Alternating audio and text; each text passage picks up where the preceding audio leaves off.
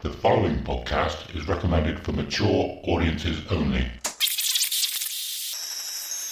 The following podcast is recommended for adults only. Maturity is not a requirement.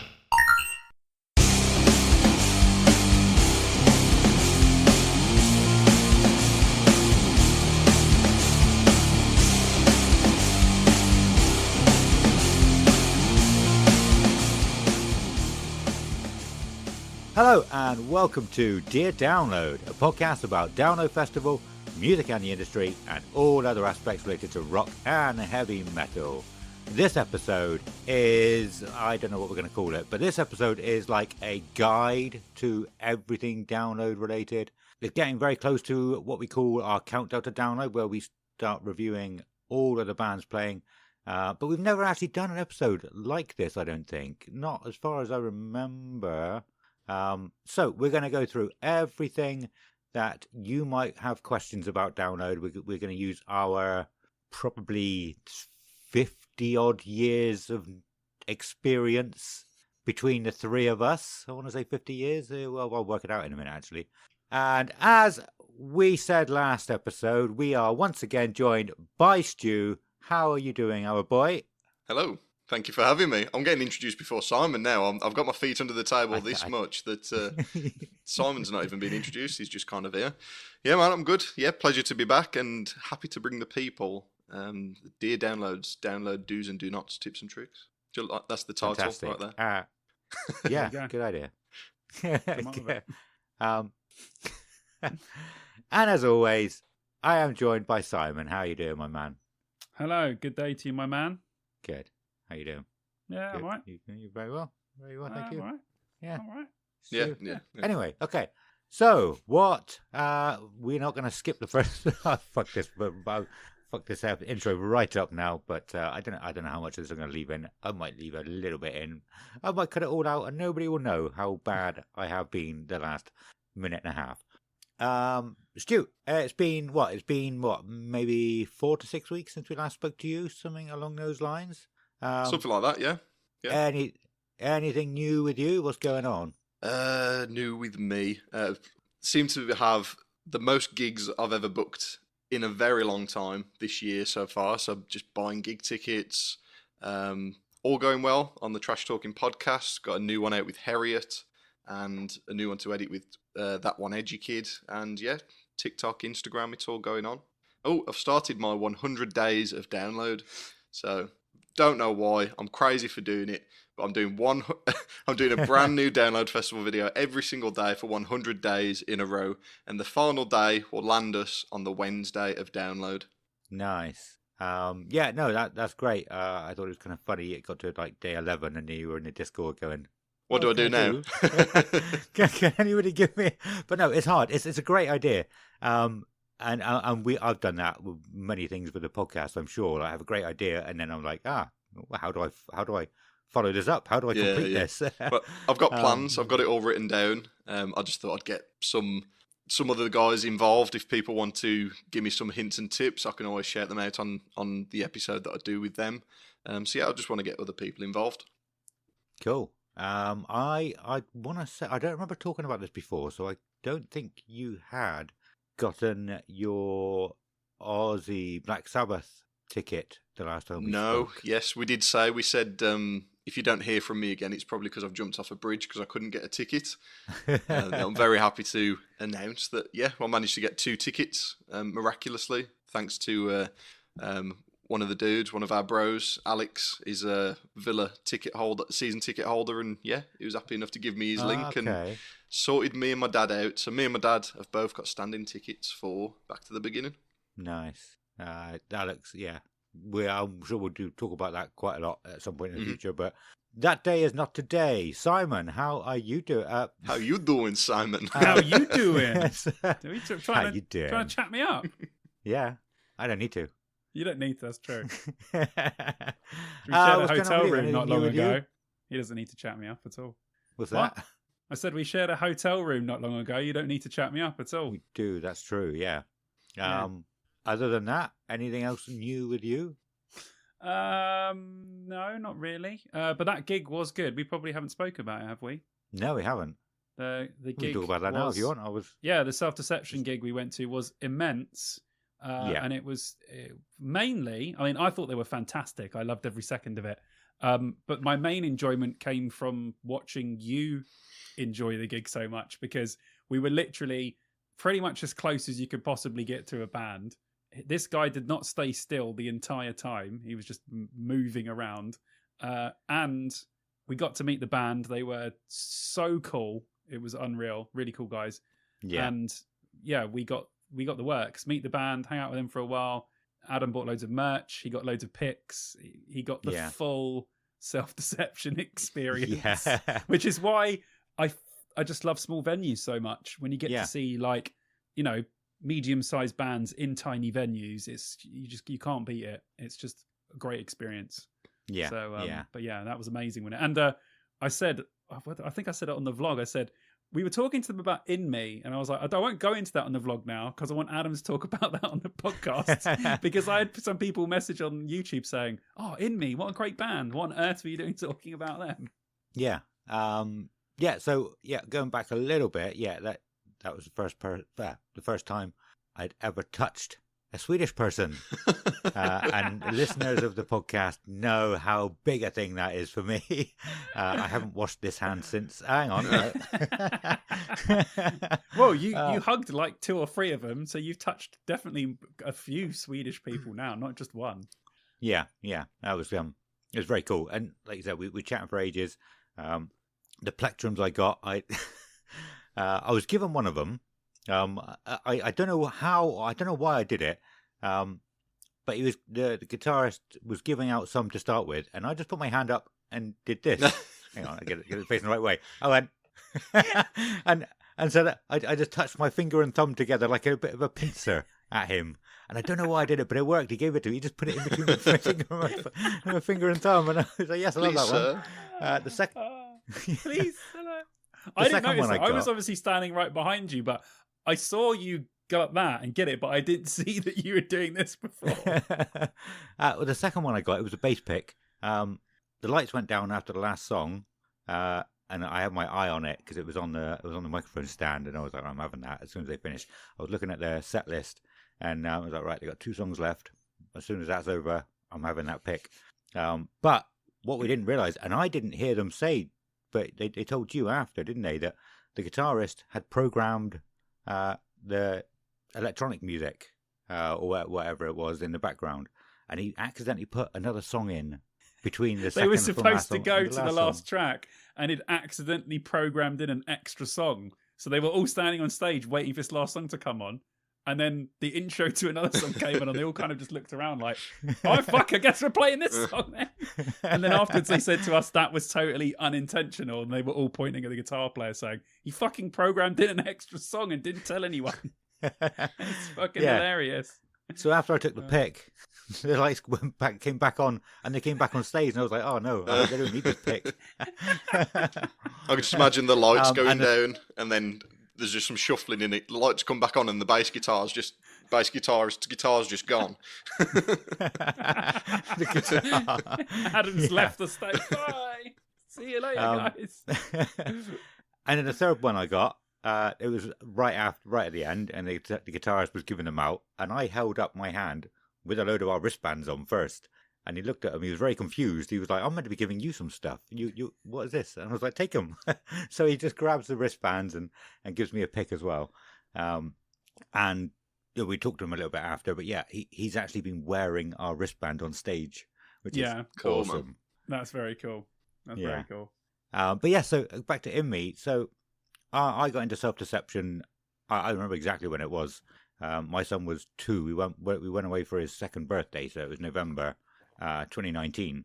And I got into him like the week before we went away. So we went down to Cornwall somewhere, and I had them in the car that whole weekend. I only just got into them, and we were just driving around Cornwall with them, with self-deception on in the car, and I was just falling in love with this band even more and more, so much, everything I heard. And but yeah, so I was re-listening to a lot of their stuff recently, and a lot of people were asking me at work, like when I was talking about it, it's like what they like, and I'd never really thought about it.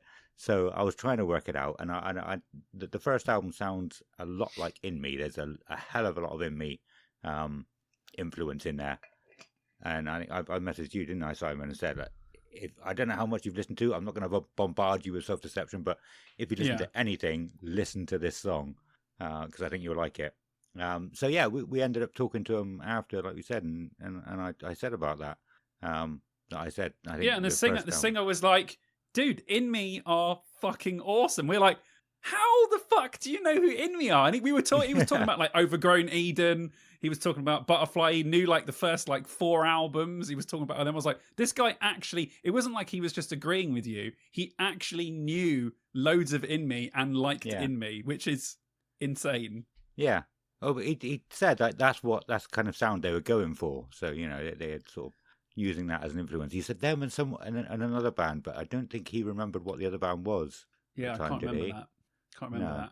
I just remember because I was so like miffed by we were talking so much about fucking In Me. I was like, this is incredible. Do you know what's crazy? The other day, I listened to the first 2 In Me albums, and their newest one as well. One came out in like 2020. Fucking awesome. It's fucking good. So In Me are still very good. Okay, so. Are they still going? Yeah, it's still going. Oh, okay. I didn't know that. I thought it was just Dave McPherson doing acoustic stuff. No, they're still going. I would recommend that album. I think it's from 2020 or 2021. I listened to it. I was like, this is fucking awesome. What the hell? Why have I not been listening to In Me? So I've saved that straight to my albums. I'm going to bang that out again. So nice. I should go listen to some more. Like I've heard Underdose. I know I've heard a lot of their other songs over the years, but I wouldn't. I think from that first album and the couple off of the second one, you'll probably be like, fucking know this song. Yeah. They're, like Crush Like Fruit and other ones like that. You'll be like, oh, fuck me, I know this song. Of course I do. So you'll probably surprise yourself how many In Me songs you know, I reckon. Yeah, I probably would know a lot. But so that Self-Deception gig, so incredible. I've known them. Well, no, not known them. I've been into them for a long time now. You know them now, bro. Yeah. So cool. And so we said we're probably going to look to do that a lot more often. You can get them because it wasn't. I mean, it spent a lot of money, but it was worth it. We didn't spend a lot of money though. You probably spent more money on merch than we did for the hotel and the drinks that we got. True. I spent so 25, about 60 for the hotel and ticket, and then probably spent. Okay, ignore me. Yeah, but like for me and you, Bristol's easy for us to get to. We know we can get a cheap hotel. So if there's a band there, it's just easy for me and you to just say, look, let's go. Sweet. Yeah, definitely. We are going to make this, fingers crossed, a regular thing if there are some decent bands we want to go and see. Yeah, and there will be. We all the band, loads of bands stop at Bristol. They don't usually go any further down, but I think so. A lot of them make sure they end up going to Bristol. Yeah, but we'll check it out. Definitely. Excellent. So I was not I don't know why I was not expecting to talk about that and at that much length either. We got a podcast to do, got an episode to do about Download Festival. Don't worry about how I am, by the way. It's fine. I asked you, and you said about. I'm pretty sure I asked him. Did I ask him? No, you did. But we talked about this, and then now we're moving on. But it's fine. Everyone knows how I am already. So let's get to it. Oh, you just want to talk about your 5,000 subscribers, don't you? I wasn't even going to talk about that. Okay. Well, I'm sure I said what's new with you. I'll do it real quickly. The boy's fine. He's 6 months and 2 weeks. The band's going really well. We finally recorded a song. We're just editing it now. And there might be a double single, a metal track and an acoustic track. Ooh. YouTube's going really well. 5,000 subscribers. Amazing. And this podcast is really good. Awesome. Well done. Super quick. That could be a TikTok video. In fact, I might make that into a TikTok video. Right. Anyway, sorry. Well done, Simon. Thank you for that. We'll come back to you later if you want to do more plugging, etc. We've got an episode to do. We've got new downloaders to talk to. We're going to give you all our tips and tricks, do's and don'ts, everything we can possibly think of that you might have a question to ask about. I've structured that sentence weirdly, but we're going to answer every question you have and you don't have. That's fucked up as well. Oh, that's great. I like that. That was great. I like that. I That's like that. great. Every question you have and you don't have. I think that's awesome. Yeah, they're the best questions. The Yeah. questions that once you hear it, you're like, I Never didn't think thought about of that, yeah. But Exactly. Makes complete now sense. I've heard the question, I need to know that answer. Yes. Okay, so I've written a few notes on this. He's speaking ye old English. I have written this. I'm rooting it down. Did you know there was when you got a pub, an old pub, and it's ye old, the Y it's not a Y.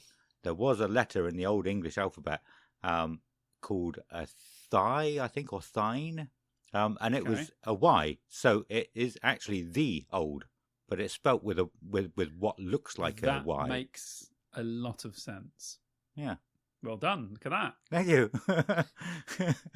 I should be part of the quiz. Anyway, we might be busy at that point, so I don't know.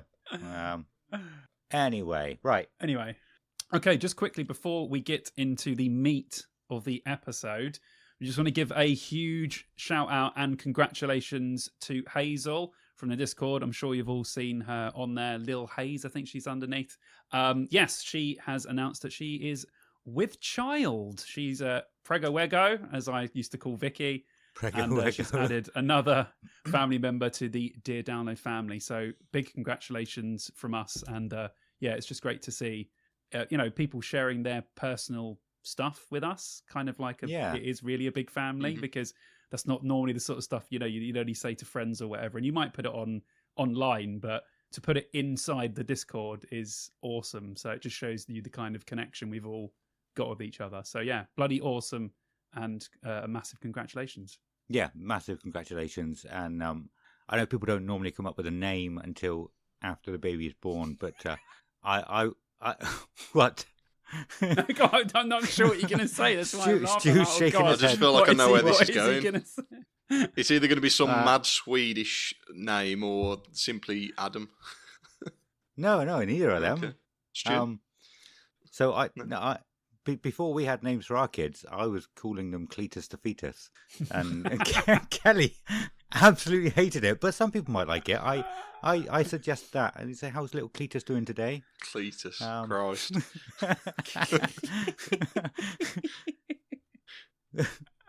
Was that as mad?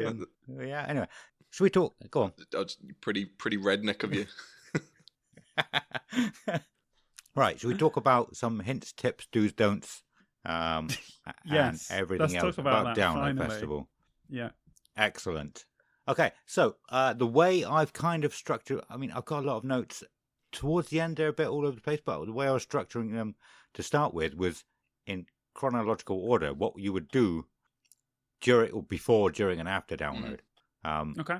So it makes sense to start with things like packing, getting your tent, and essentials, really. Yeah, sounds good. Chronological. Yeah, that was the right word, wasn't it? Correct, yeah. It was fantastic. So one thing I see quite a lot, I think, is people asking what size tent you can take. And you can take whatever the hell you want. I don't think there's a limit. I think as big as you can carry on your back, go for it. Yeah. Mm-hmm. I've seen some monsters, you have to think about real it, though. monsters in general. I was about to say that. I don't think people think, though, because they go, oh, I'm going to get this 6-man tent. They don't realise they're going to have to carry it for 40 minutes. So I'd say just always look at the weight, because if it's not a Sendero 4, you're going to have a hard time carrying it if it's any bigger than that. So, even a Sendero 4 true. turns your knuckles white when you're carrying it for too long. So, Yeah. really consider the weight of it, definitely. Yeah. There's no pitch size. As long as you get there and there's enough room for you to set up whatever tent you've got, you can take whatever the hell you want. I've seen people, they'll have like 3 or 4 tents and then put a huge tarpaulin over them, so there's a big gap in the middle. I used to take a 6-man tent on my own. I'd have the two. It was glorious. The one with the 2 rooms each side. Oh yeah, like the pods, nice. And then the little bit in the middle, and so I'd have all my stuff one side, I'd sleep the other side, and you just got the middle bit like a porch. Middle to chill, nice. Yeah, nice. I'd say tent sizes probably I had someone ask me this on Instagram today about what size tent they should bring to download, and I was like, well, it depends. If you're going to get there on the Friday and try and squeeze in with your mates, then you want as small a tent as possible because there's not going to be much room. But yeah, if you're willing to walk further to get a space in a campsite they've just opened up on the Friday or whatever, then you can bring whatever size tent you want. So just something to think about. If you're trying to squeeze in with people, you ain't going to be fitting a 4-6 man tent in to a campsite that's had tents in it for 2 days. Yeah. So just something to think about. If you're turning up late to the festival, excuse me, it will change where and what sort of space you're going to be able to have. So, because I know, we go on the Wednesday, but you would be surprised most people do not turn up on the Wednesday. So, yeah, we try and long it out. But I will say, however, the last 2 years, there has been loads of space at the back of Blue Camp. Yes. Because it's a big hill and people can't see to the other side of it. So they don't walk all the way up that with their stuff because they're worried that it's just going to be full there and they won't be able to fit in. So no one goes there. So, I mean, we haven't seen the map yet. We don't know if there even is going to be a Blue Camp. But if you look at maps from the last couple of years, find out where Blue Camp is. And if you know you're going to be arriving late and you have no choice, you've got to bring the tent that you already have, maybe, that is huge. That's where you want to be heading. Even 2023, that was sold out everywhere. There was massive gaps at the back of huge. Blue Camp still. Yeah. Don't tell everyone the secret. They'll be there. So whilst on tents, people are considering what kind of size tent you want to buy. It all depends on whether you want to be able to stand up when you're getting ready, getting dressed, getting undressed, whatever you're doing. 1-man tent, there's no standing up going on in there. That is literally just lying down space for a single airbed. 2-man tent isn't far off. You probably get a double in there, but no standing up going on. It's only really when you get to the 3s and 4s. 4s more so, 3s you're probably still restricted. So if you want standing up room, you want to be able to walk around in a porch area and generally stretch your legs. 4 is definitely your minimum you want to be going for. Classic choice is obviously the Sendero 4. Others are available. But for myself, I don't know about you guys, I couldn't do a festival not being able to stand up in my tent. I need to be able to at least be able to stand up in my porch area, to be able to take my wellies off. I mean, porch area in general, I need a porch area because if you've literally got a zip door and then it's your bed, if it's a muddy, rainy download, your stuff's just going to get soaked and really dirty. So porches are really important, and they start from like a 4-man tent upwards. I remember how much you hated Bloodstock because you had that tiny little tent. It was tiny, but it was a decent tent. It was really good. Yeah, it was a nice tent. But it was just funny that when me and Chids were setting it up, and I was like, there is no way Stu is fitting in this. This is tent. not Stu size. It is fucking tiny. Yeah. And then when I found out Georgia was coming as well, I was like, well, these two better be liking each other at the moment because they are going to be very close in this thing. It was cozy to say the least. Yeah. I think generally, yeah, you're right with what you say about how many how many people tent sizes are, because I think when they work that out, they design it as if there's no stuff in the tent. That's exactly what I was going to say as well. Yeah. A two man is a 1-man. Yeah. A 4-man is a 2-man, and a 6-man is a 4-man. That's how you should think about tents, because, like you said, if you look at the drawing, it's just got the just people, a horizontal body. Actually, there's no stuff. Where's all this shit gonna go? Yeah. So yeah. But yeah, I I was the same actually. Because of my back, I couldn't hack like trying to get dressed while I was slightly hunched over. I would be in absolute agony by the end of it. So yeah, I was looking every year, sometimes hours, days, trying to find a tent that, one, that I could afford because I was poor, and two, that I could stand up in. And sometimes there weren't very many on offer. I was just like trawling eBay and stuff, trying to find something that I could work with and something that I could use. Yeah. Well, and what you can do, if you see one that you fancy online, head to like a Go Outdoors or a Blacks or a Decathlon. Like, try it on for size. Literally just lie down in the tent, think, yeah, this will work for me. Because if you just buy it online thinking, 2-man, there's 2 of us going, it'll be fine. If you then go to Go Outdoors and realise, that's the tent I've seen online, that is tiny compared to what I thought it was, At least you're not getting any nasty surprises. So go to Go Outdoors, go and try them out, and they do some good deals at Go Outdoors as well. I mean, you pay £5 for the membership card, but you get a tent for like 99 quid, and that's a 4-man. So it's pretty good. It's pretty good. Yeah, I've noticed that in more so in recent years. But I mean, I don't know if it's just that we don't have that many shops here. But yeah, there's a couple now. Go Outdoors is one of them, and everything's on offer all the time. Mm-hmm. It's on sale. So, and so it's definitely worth checking it out. For sure. Definitely. Packing. When it comes to packing, I'll tell you what I do, okay? Because I'm curious. I can't remember exactly what you two do, but yeah, I always make sure I've got my tent. I can carry that. I've got a backpack for all my clothes and everything. And my camping chair, I usually have that over my shoulder. And just a bag for life filled with all my other stuff, my toiletries and other things like that. And that usually works for me. Like, bags for life are amazing. They're so strong. Oh, yeah, definitely. Yeah. They really are for life. Yeah, yeah. But yeah, you do not want to take a suitcase or anything like that. What do you guys take? I did take, like you see people with those bags on the rollers, like something you take to an airport. Yeah. I took one of those in 2013 and it got absolutely destroyed. Yeah. The wheels were gone. The whole thing was muddy at the bottom. So I wouldn't recommend taking anything that you take to an airport if you like it anyway, because it will just get absolutely battered. Yeah. I take like a 80-litre backpack. But this is a mistake I made before as well. Make sure you get like a proper backpack rather than just a normal backpack, because I used to wear like a shitty one and it would kill my shoulders. If you're going to go into like Millets or somewhere and buy one of the ones with the really nice puffy straps, so it's nice and easy to carry, and then all my food goes in pretty much like you, big bags for life, and the booze as well. It's only clothes and toiletries and like chargers and stuff that go in the actual backpack, and then like you, it's just big old bags for life, booze in one, food in the other. Away you go. Yeah. What about you, Stu? Big old backpack.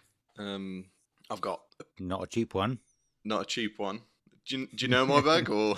Yeah, well, one of the first stories you ever told on here was about how your bag, every single strap on your bag broke. Yeah, this was previous to having a better paid job, and I think there was a bag that was like 27 quid on eBay.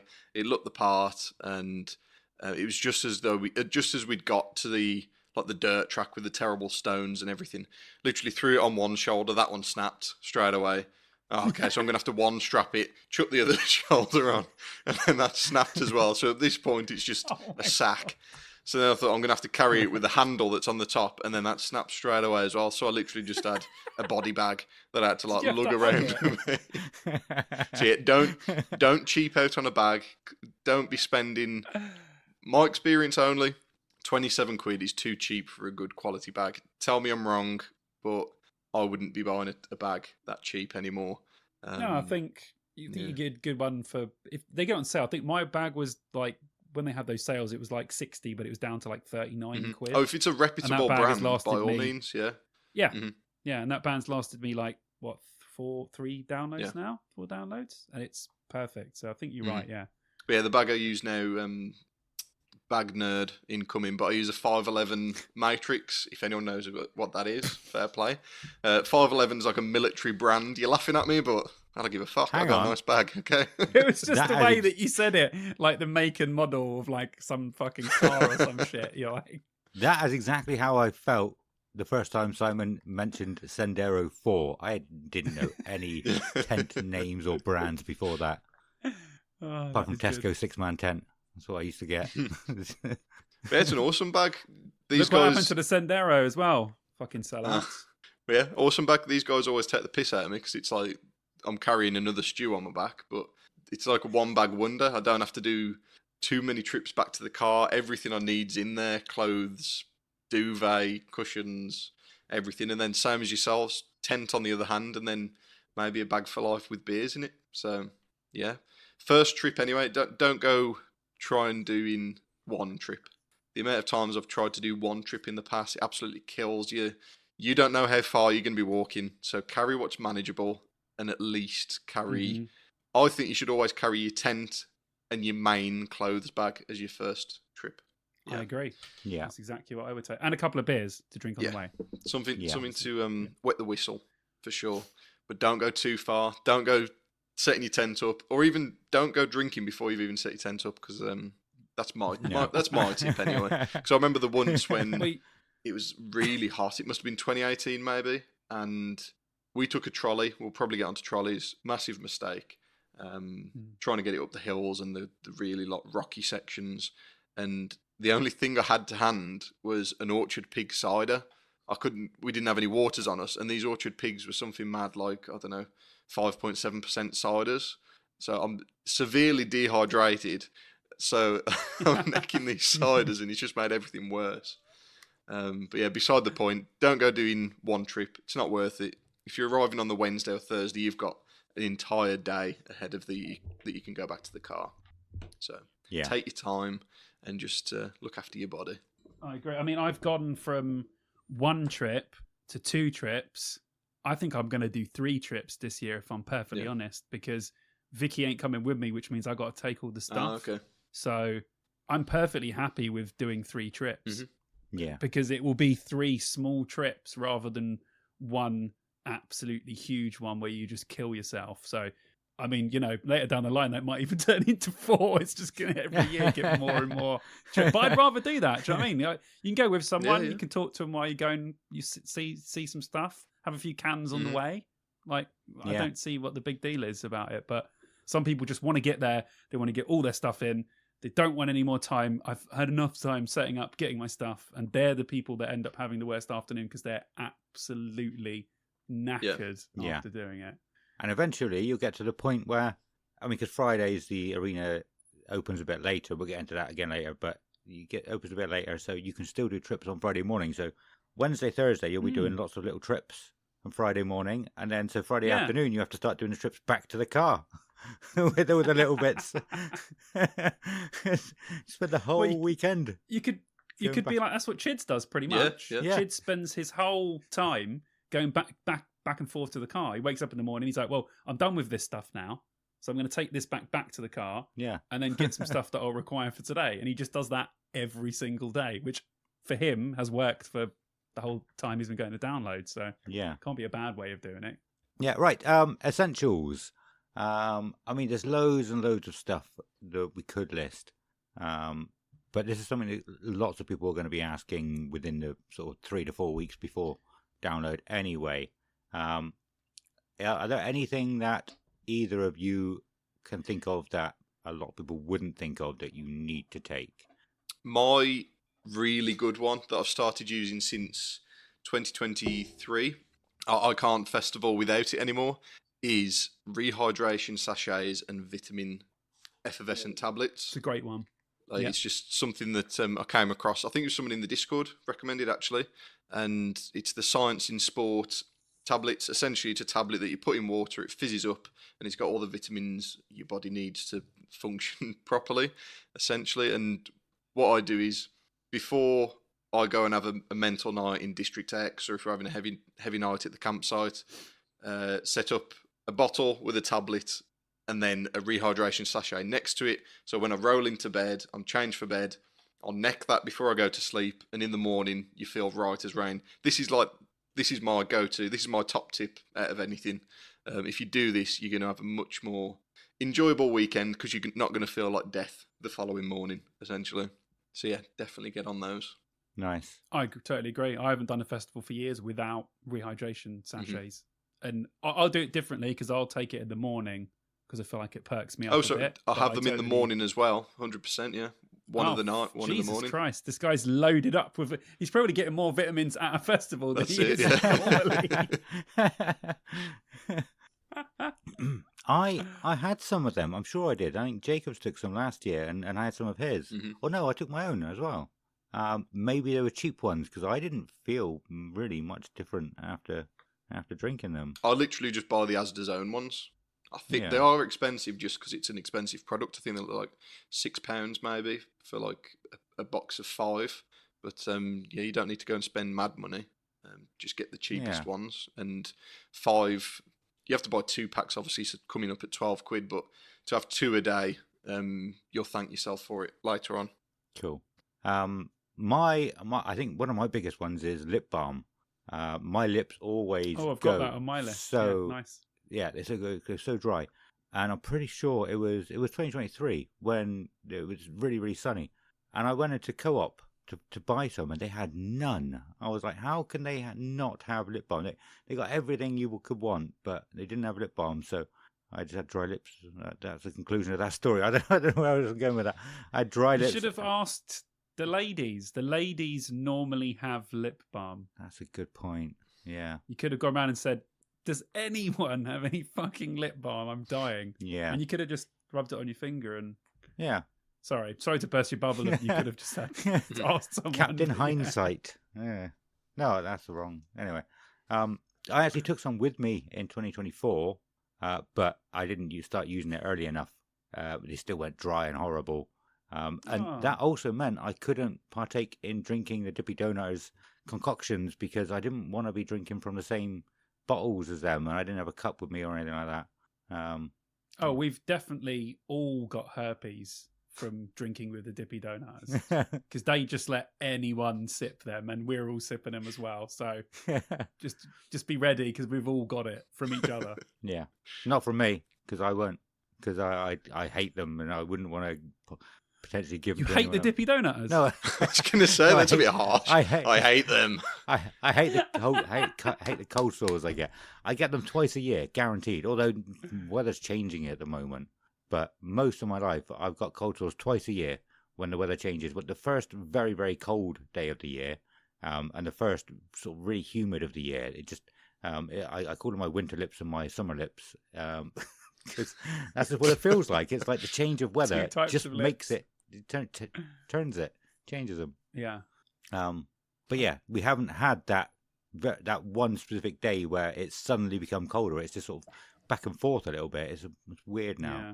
Well, we'll pray for this year, people. Pray for some good weather. Well, whilst we're on lip balm, sun cream, definitely need to be packing that sun cream. Even if forecast rain, just get yourself a couple of small bottles because you want them to be small enough to be able to take them into the arena as well, just in case.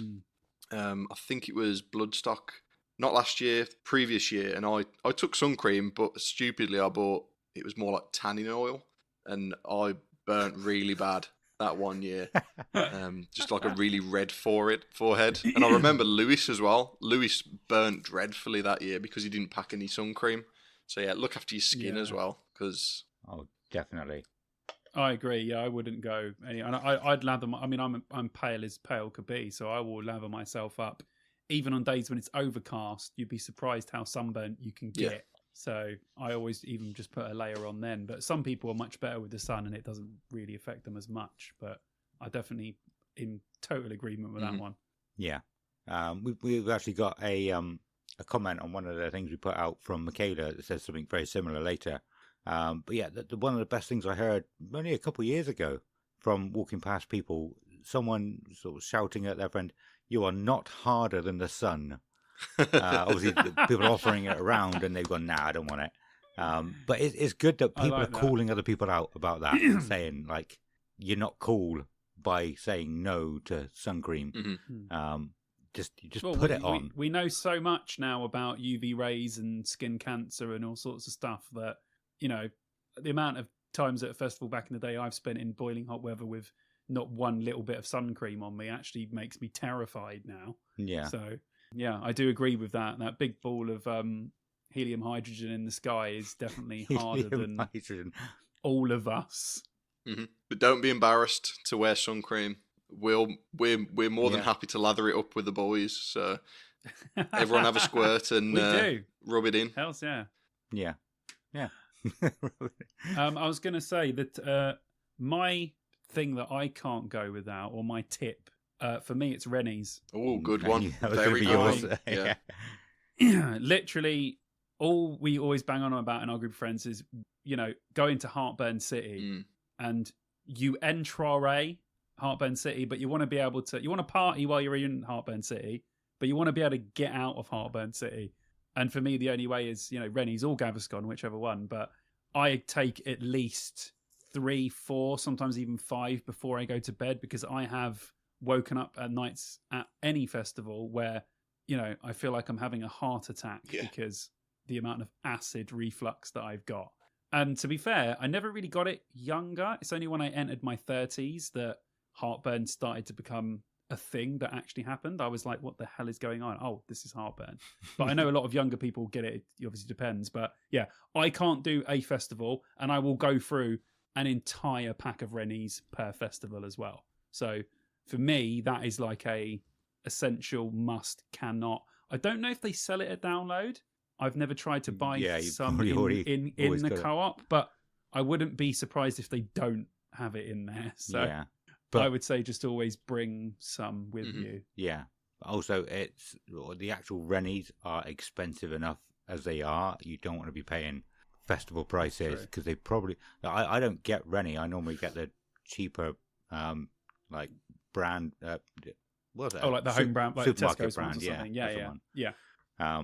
They probably. They're just lumps of chalk. They probably work the same as any of them do. Oh yeah, they're absolutely fine. But they're usually about half the price of actual Rennie. So, or if you don't want Rennies and you want a sweeter vibe, love hearts do work to a certain degree. Do they? But you have to eat a fuckload of them. So if you want to, instead of having 2 Rennies, if you want to eat a pack of love hearts, that does work sometimes as well. So if you don't want the Rennie vibe. Oh, that's reminded me of another tip actually as well. Something I heard years and years and years ago. Because like water is always recycled, there is enough alcohol in water to get you drunk, but you have to drink about 3 reservoirs. So that's what you led me to. Then, yeah, you got to drink a lot of water. But anyway, any more? Oh, yeah, another one. Packing, not to actually take in, but you want to have a nice, clean, dry pair of trainers or shoes and a clean set of clothes at the car for the journey home. That's a good one. Never thought of that one. Okay. I love I've that. never thought of that either, no. Yeah, especially shoes. I mean, because if you're driving, you don't really drive in with the boots that you've been wearing. Mm-hmm. But also, yeah, like it's just so nice to get into a clean pair of clothes. I might have to do that. I might have a nice little fresh pair of socks and a fresh pair of shoes at the car. That's a great idea. In fact, so much so, I'm going to write that down on my list. Nice. Nice one, dude. Is there anything else? But like I said, there's going to be hundreds of people asking on like social media and on Reddit and all over the place for packing lists and everything. Or you can, you just search up like a holiday list or something like that. And just go through ticking what you need. We're not going to try and go through everything. We're going to try and go through a lot of the stuff that people might not think of while thinking of like sort of newbies and how they might be thinking about it. Mm-hmm. I've got one more in regards to packing, which is again next to rehydration sachets and the vitamin tablets is my top thing as well. Is large Ziploc bags for your clothes. So previously myself, and I'm sure a lot of people do it, you just fold it up as neat as you can and you just plonk it in your bag. But when you want that specific item out of your bag, you've got to take everything out, and then you're not going to fold it again, so you just chuck it back in your bag. But you can get these large Ziploc bags, they're like A4 size, and I categorize. Is that a word? Yeah, categorize. Yeah, that's perfect. I categorize my clothes, so I'll have a clear bag of socks, clear bag of boxers, t-shirts, shorts, sleepwear. So then I know if I need a pair of boxers, I haven't got to go rummaging through t-shirts and everything else. It's just there, and then open the Ziploc bag, take a pair, close it up again. So it's good. It makes sure you don't mix everything up, but then at the same time, if you've got a really wet year, it keeps all of your clothes perfectly dry as well. And you can just get those off Amazon. You get like a pack of 12 for like £7 maybe. So that's a great idea. Yeah, I mean, I would say black bags normally for me for rubbish and to wrap stuff in, but that seems like a better solution for sure. Yeah, because you can just open your bag and you can just see everything there because it's all see-through bags and whatever. You haven't got to wonder where stuff is. I use a Ziploc bag for my smellies because I don't want anything to leak everywhere. So I do that, but I've never thought about it. Freezer bags, that's what I use, but I've never thought about it for, bigger versions for clothes, which is a great idea. And again, I'm going to write that down on my list. I'll send you the link. You guys are coming up with absolute crackers. Yeah, I might get some of those as well. That's a really good idea. It changes the game. It really does. I've been doing it for a few years now, and it makes everything so much easier. Awesome. I've got another question for you, actually, Stu, as well. Mm-hmm. I remember last year at one point, you came out of your turn. I think both you and Alex had them. You had like a bum bag 2.0, I want to say. It wasn't down by your waist. It was like by your chest. It was strapped over your shoulders and round you. So Alex's was the fancy one that was like a security guard's body cam. That was Alex's, yeah. Mine was just a standard bum bag, just over my shoulder rather than around the waist. Oh, okay. I thought you both had them. I thought you came out both with like these really fancy things on the front. Okay. No, but yeah, I couldn't festival without a bum bag now, personally. I've been through the process of having my phone stolen at gigs and this, that, and the other. So yeah, a bum bag is for sure an essential. And then to add on to that, you can get something called a phone bungee, which is a great bit of kit. It's got like a clip on one side that you clip onto the zip of your bum bag. And then on the other end of the bungee, so it's like stretchy, you just strap over the top of your phone. If for whatever reason you accidentally drop your phone, it's still attached to you. And then if someone tries to steal it, they ain't having it because it's connected to you personally. So that's another one. Yeah, go and Google phone bungee and pick yourself up some of those guys, because the last thing you want to do is be at a festival and have your phone stolen, because it happens, unfortunately. You got to look after those. It does, even at Download. Those valuables. It's not the worst festival for it, but it still happens, unfortunately, because in any crowded place, you're going to have opportunists that try and take things from you. Some people just generally lose them, so I think that they're a great idea. If you're bouncing around in the pit, your fucking phone goes. Yeah. Well, crowd surfing. But yeah, I think that there was a point in time where people couldn't do anything with stolen phones because you get bricked or something. So I think maybe a lot of people became a bit too casual about protecting their phone because they thought, maybe, nobody, if people steal it, it's not worth anything to them because I can just phone them and get it blocked. But I mean, they're still not, because you just block the IMEI. But yeah. No, I think a lot of people have been finding when their phone gets turned back on, it's in like, I want to say like Romania 2 days later or something like that. So, and other countries, they must have a way of unbricking these phones, and they actually have a value. So all of a sudden, people were out stealing phones again everywhere. Or maybe I was just out of the loop and maybe I didn't realize it was still going on quite a lot. But that's what I thought. Like, just all of a sudden, everyone was having their phones nicked at gigs. Yeah, there's ways of like completely locking your phone and making the phone unusable. You just Google how to make your phone unstealable or whatever, but you're better off stopping it from being stolen in the first place. Because even if you go through those processes and change your settings in your iPhone or Android, whatever, if they steal it and you've done those things, they're not going to turn around and be like, I can't get into it, here you are, have it back. So take the precaution. Take the steps first. Get yourself a phone bungee. Get yourself a bum bag that you put over your shoulder. It's right next to you. You're not going to lose it. Fantastic. Yeah. I think that's it for essentials. Like I said, there's still going to be loads of things that we haven't covered, but we can't cover every single little thing. Like take a toothbrush, take a toothpaste. You touched on it briefly earlier, Simon. So arriving, travel even. We've got travel next. Obviously, the main one is traveling by car. A lot of people do it. We'll talk about when you get there. So we'll talk about the car parks in a little bit. But also, you can travel by coach, train, or cycle. I think coach is pretty simple. It's they Download actually partner with the Big Green Coach. Is that the actual business name? Or Big Green Bus. Yeah, Big Green Bus. I think I think that's the name. Big Green Bus, isn't it? Okay, yeah. Either one of those, it'll make sense. Big Green Vehicle. I want to say Big Green Vehicle. I want to say I saw a stat the other day that they pick up from like 172 different places around the country. So they come. They go to download from a lot of different places. I know they go from here, Oh Bridgewater. yeah, definitely. Bridgewater. Sorry, I don't know why I do that every time. They go from here, Bridgewater. I'm pretty sure they do, and it's not. We're not that big a town, so yeah, you might be surprised. They'll probably stop. Yeah, somewhere. I think Cheltenham. They go from Cheltenham or Gloucester. It's one of those as well. So Yeah, easy to jump on from this neck of the woods as well. There'll probably be loads in the Midlands. I would have thought from certain places that they'll go. yeah. And they'll take you straight to the festival. And pick you up, take you home Monday morning as well. The annoying thing about that is, if you've got like work commitments on the Monday or something, you have to leave at the times that they say, arrive at the times that they say. But I mean, if you haven't got another choice, if you can't drive or something, that's what you have to do.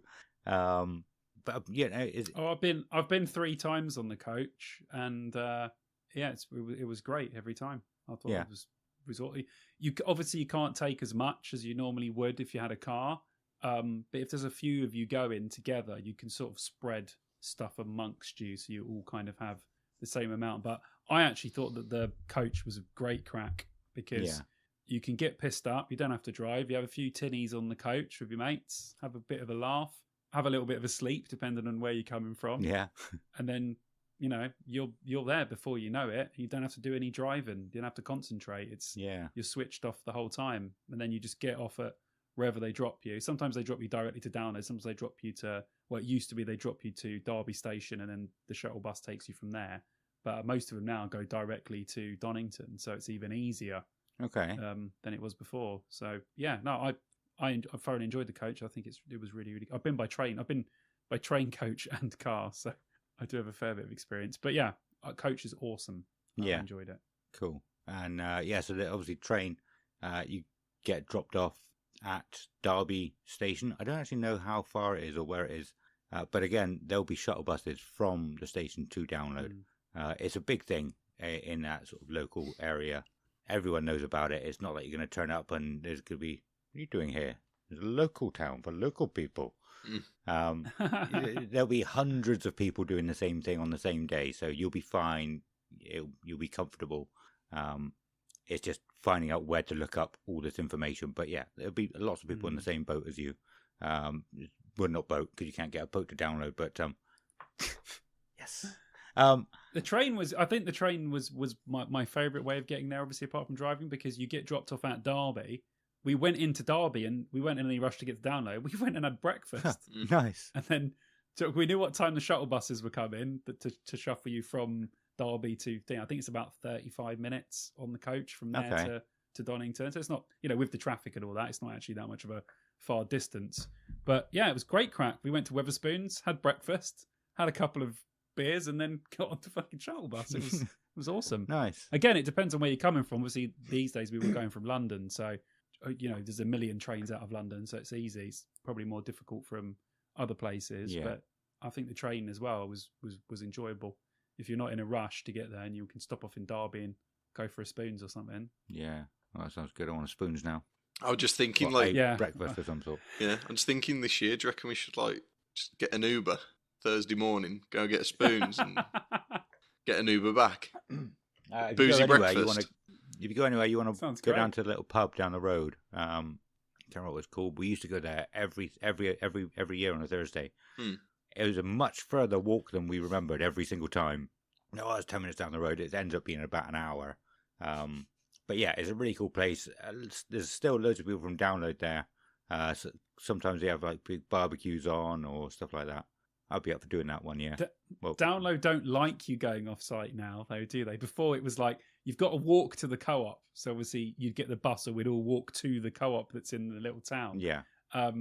But I haven't been off site during a Download since, I want to say Download 16, 17, maybe. My last time was I probably haven't left 12, the 13. site.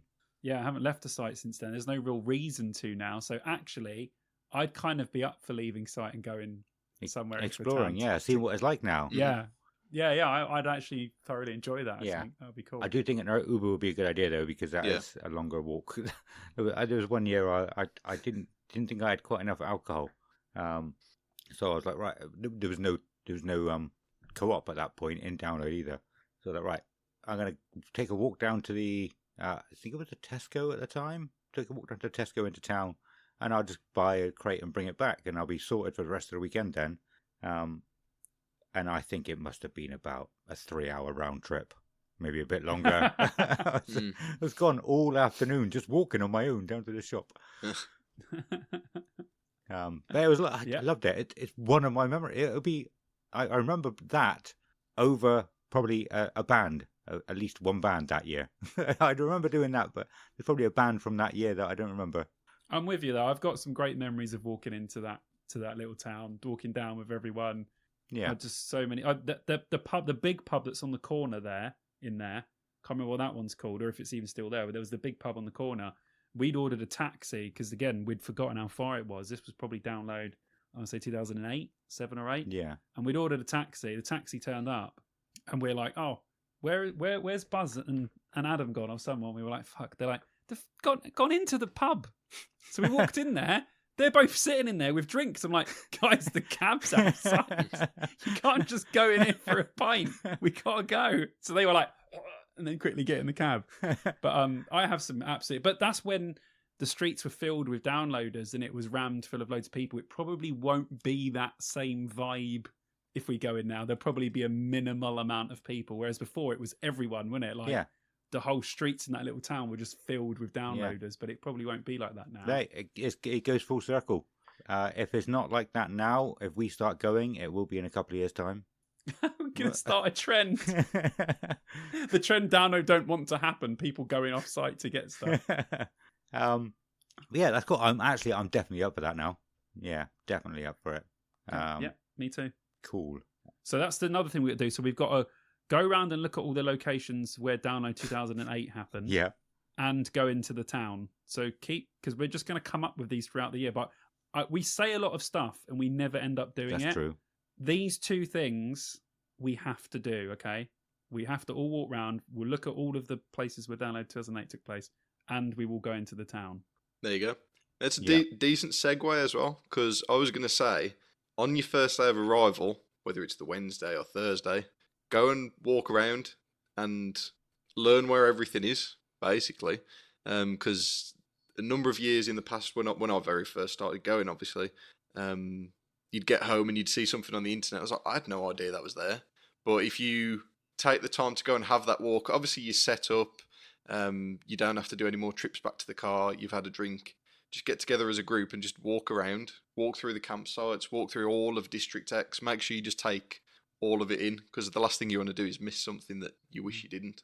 I mean, we always tend to be like, oh, should we go for a walk? And it's like 10 o'clock, 11 o'clock at night, and we just go and walk through the other campsites, whether it's Download or Bloodstock, and it's just good. You just end up getting chatting to random people, and it's just a good vibe. Take a few cans in your pockets. Great time. Yeah. Dude, stop, because you're getting me too excited. Yeah. Please stop. I agree with you. That's something I've not... Oh, I agree with you, Simon, as well. That is getting me excited. Yeah, please stop now, because you're making it too real, and it's making me too excited. And I don't like getting excited this far away from Download too much, because I'll ruin it. Well, we should probably say thank you to the Patreons then.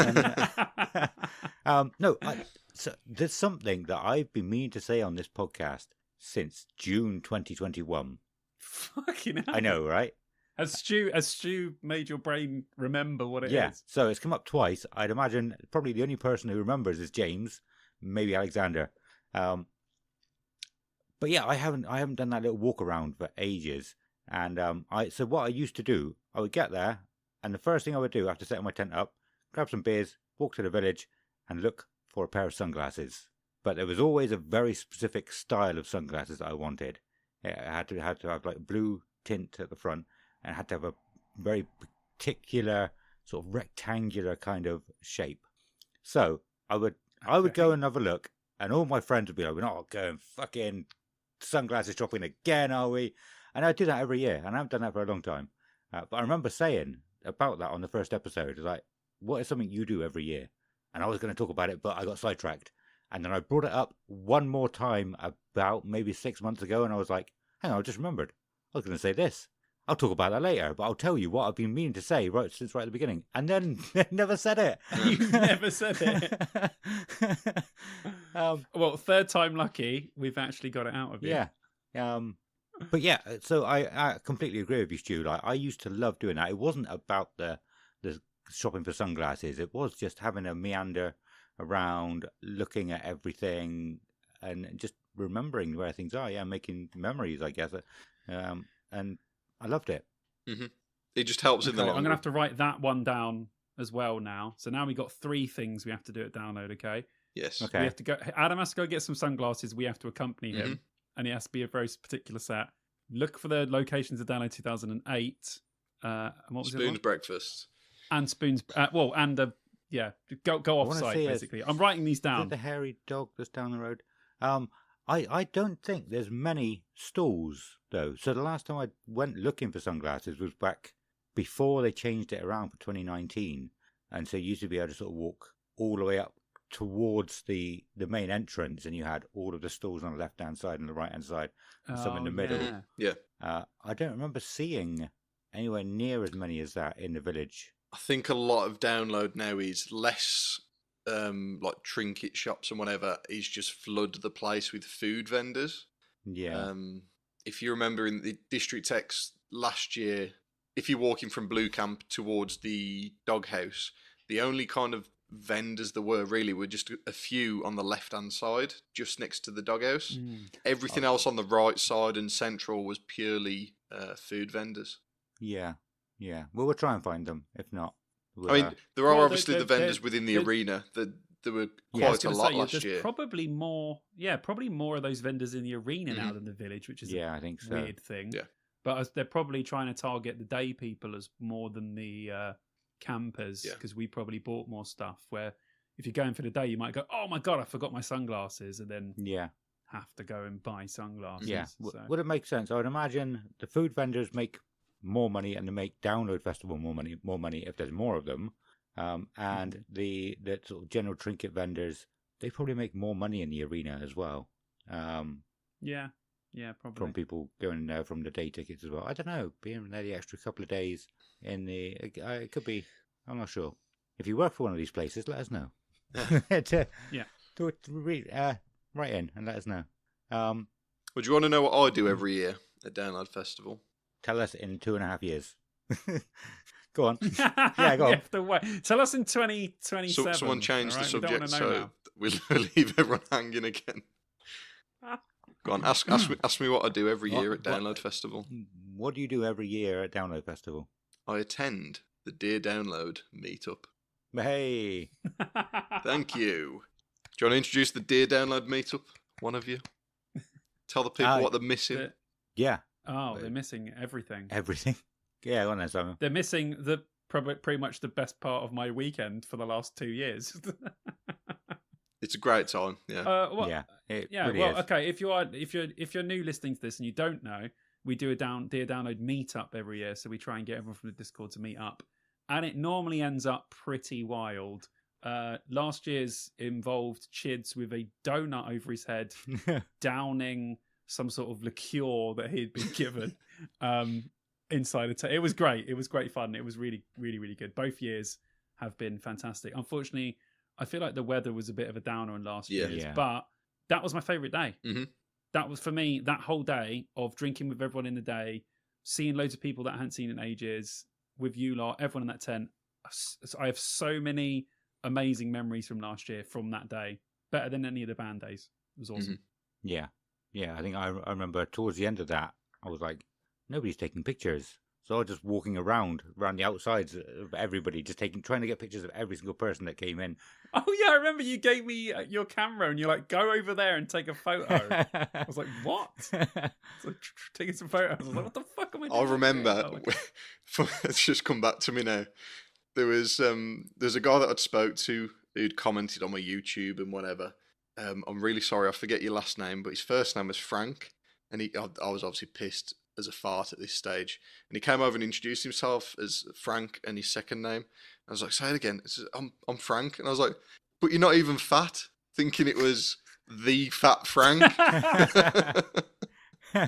You're not even fat. So if that was you, we didn't meet again that weekend. I apologise for mistaking you for Fat Frank, but yeah, that's just come back to me. That was from the Dear Download meetup as well.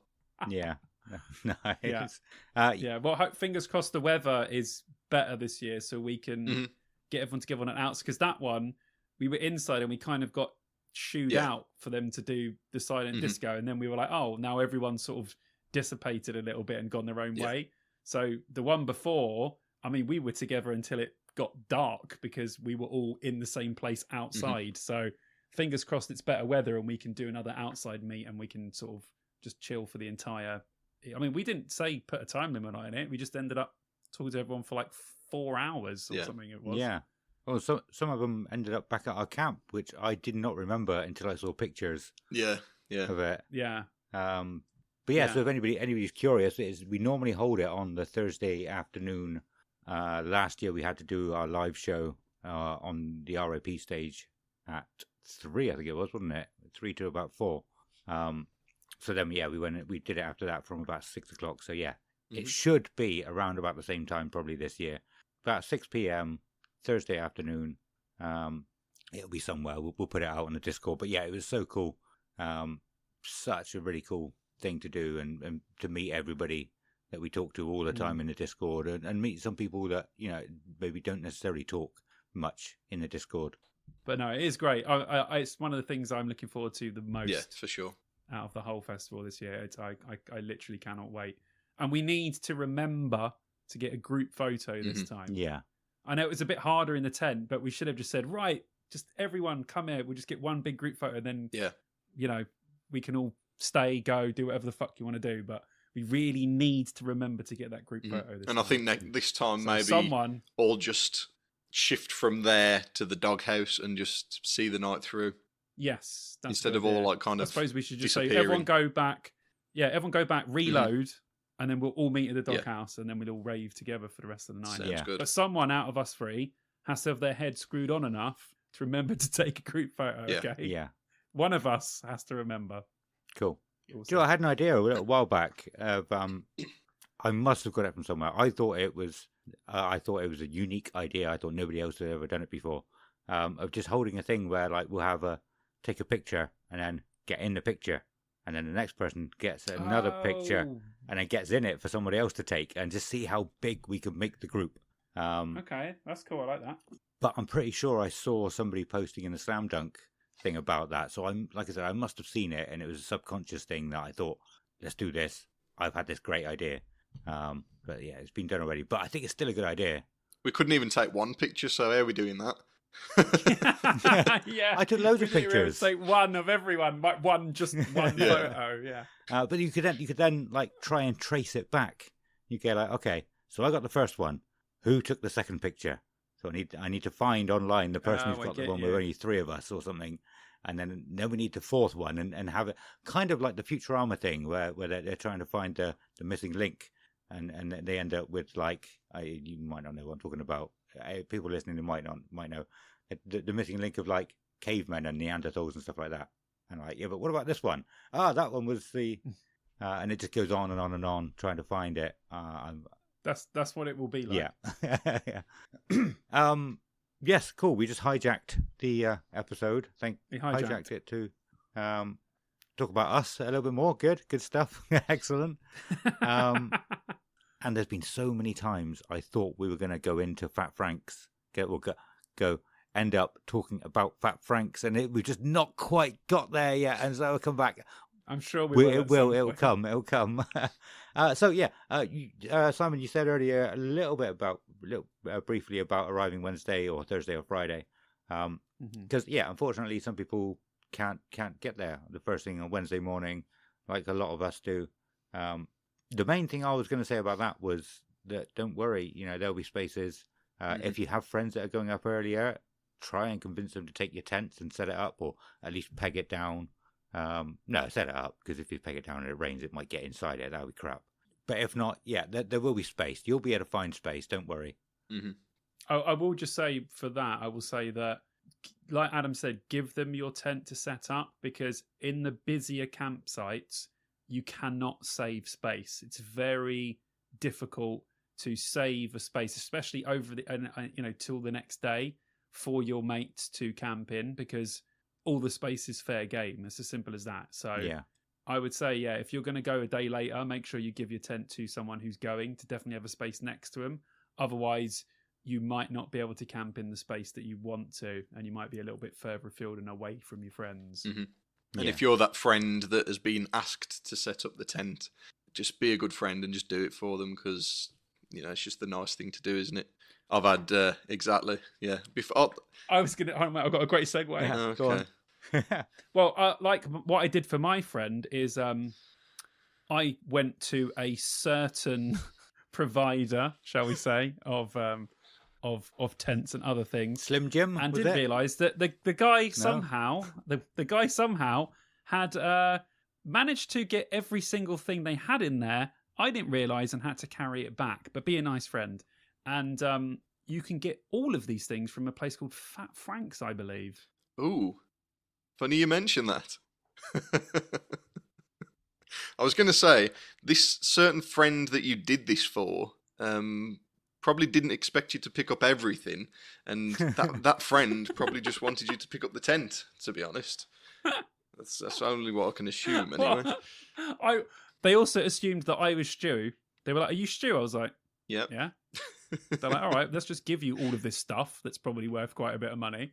And they didn't say, "Oh, we've got a tent and loads of other stuff as well." They just went, "There's this, and then this," and there were fucking guys going in the back getting shit, giving it to me. And I walked over there with Chids keeping the space, so we had space to put it. And I rang Chids and I was like, "Dude, I don't know if I can carry all this stuff back they've just given me, man. They're like giving me the whole fucking store here." Mm-hmm. So but I guess that's what you get when you're an influencer, guys. Yeah. Come on now, behave. You get Use code sponsored by someone who has- SMTV10. You get sponsored by someone who has no idea who you are. Yeah, that's it. Take your word for it. But yeah, what great benefits and things can you get from Fat Frank's? Was that, Stu?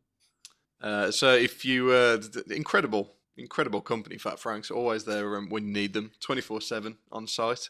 I'll blow some smoke. I'm not bothered. But yeah, if you want anything from Fat Frank's, this is really difficult because Simon's just laughing at me and I'm really trying here. They do a brilliant click and collect service. Go to fatfrankscampingshop.com. Add everything to the basket that you want. You pay for it before, which I think is really good. So instead of being lumped with the bill when you arrive at download, you can click and collect now. You could do it as early as January, I believe. So you can pay for it now and then it's forgotten about by the time you get to June. So yeah, you can click and collect everything from a tent to wellies, sleeping bags, blow up beds, everything you need. They've got it. And if you use your code SMTV10, you get a tasty 10% off your total order. You're welcome. Nice. It's great advice, though. I mean, it's funny because it seems like everybody is plugging them in everything they do, but it's great. The fact that you don't have to take a tent, you don't have to take a lot of things. You can just go and pick it up there. You literally go with just your clothes and everything else you need. They've got it, and it's not like they're not going to be having your pants down with the price. It's all very fairly priced. Definitely. I'm sure a blow up bed and to have it blown up was like 15 quid, something like that. And that they blow it up for you as well, so you haven't got to mess about doing that. Yeah. So. It is very helpful, definitely. Awesome. Anything else on that on arriving? Parking is next. If you haven't got anything else. I suppose arriving and packing the car is kind of the same thing, isn't it? So something I wrote was, consider what you're going to take on your first trip from the car, which we've already mentioned is going to be tent, clothes, and potentially another bag. Pack that into your car last. Don't put that in your car first, because then when you get to site, you've got to empty everything out your car in order to get to those things. So just make sure they're going to be easily accessible from simply opening your boot or opening a single door. Makes life a lot easier. And I think that's all I've got it in terms of getting to site. Yeah. Cool. Nice. That's a good point. Taking into consideration what you'd be taking. Parking, they will have instructions go out very close to the time usually, which what car park you're supposed to be in. think they tried to restrict it a little bit. Sometimes they wanted people who are coming from the north to go to the north car park. People from the south have to go to the west car park. They haven't got a south car park, I don't think. But just, get there, follow the signs. There'll be signs from the motorway. So go to a car park. You can leave the car park if you want to. You can get in your car, drive. I've heard of people driving to the nearest services to have a shower and then driving. Yeah. I don't know what the deal is about getting back in, because there was one time, I'm pretty sure I was with Jacobs, and we drove somewhere. And we knew there was a space. They weren't letting people back in to the car park. No, they'd ask you to park in a different section, probably, But that they're using at that time. We knew there was a space because we left a space in there. So nobody else was allowed in. Yeah, but they don't know that. They're like, you could drive and there's no spaces and you're going to park your car and block people in. That's probably what they're thinking. But I mean, luckily for us, they left a space up over the curb a little bit to get through. So we just drove past them and drove straight into the car park. We were like, Nice. We knew what we were doing. They didn't know what we were doing. They didn't know what they're doing. Oh, they no, hang on, no. The festival staff know exactly what they're doing. Respect them. Don't do that. You can leave the car park, go and have a shower, go to the shops, get stuff, and come back in. You can come and go as you please. You just have to ask the stewards what the deal is with car parking when you're there. Things that you can and cannot take.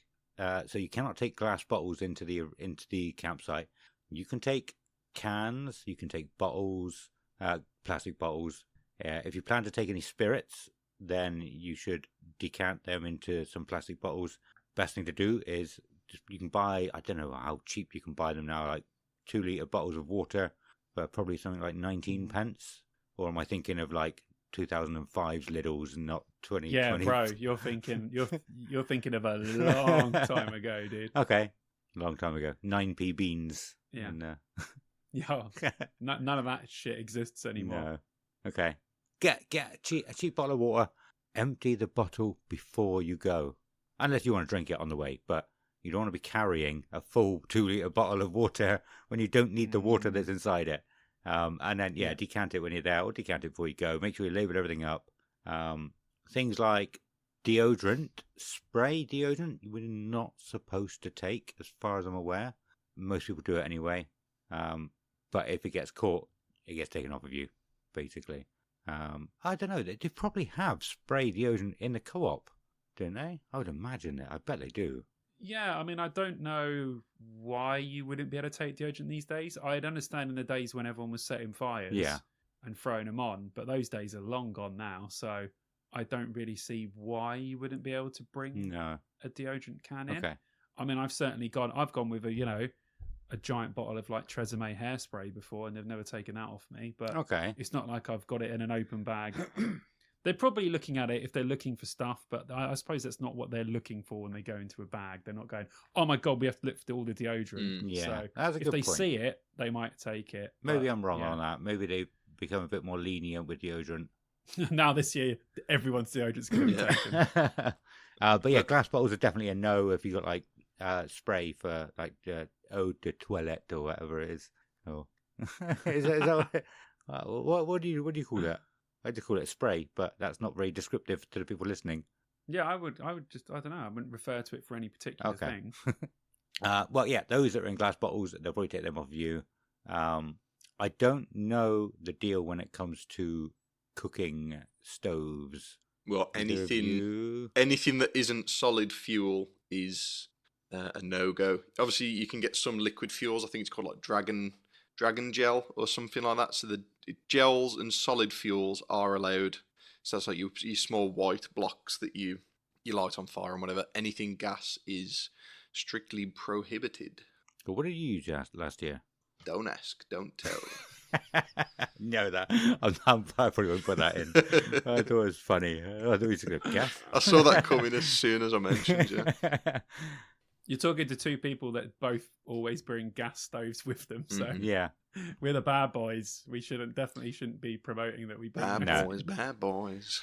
I don't think I really even took barbecues last year. And you can use barbecues as long as they're elevated off the floor by about 3 feet, I want to say. So how high is 3 feet? 3 feet? A foot, maybe. I don't know. Yeah, 3. 3 feet. That's fucking high for a Okay, disposable yeah, you put your barbecue. nipples on it. I think you've won it.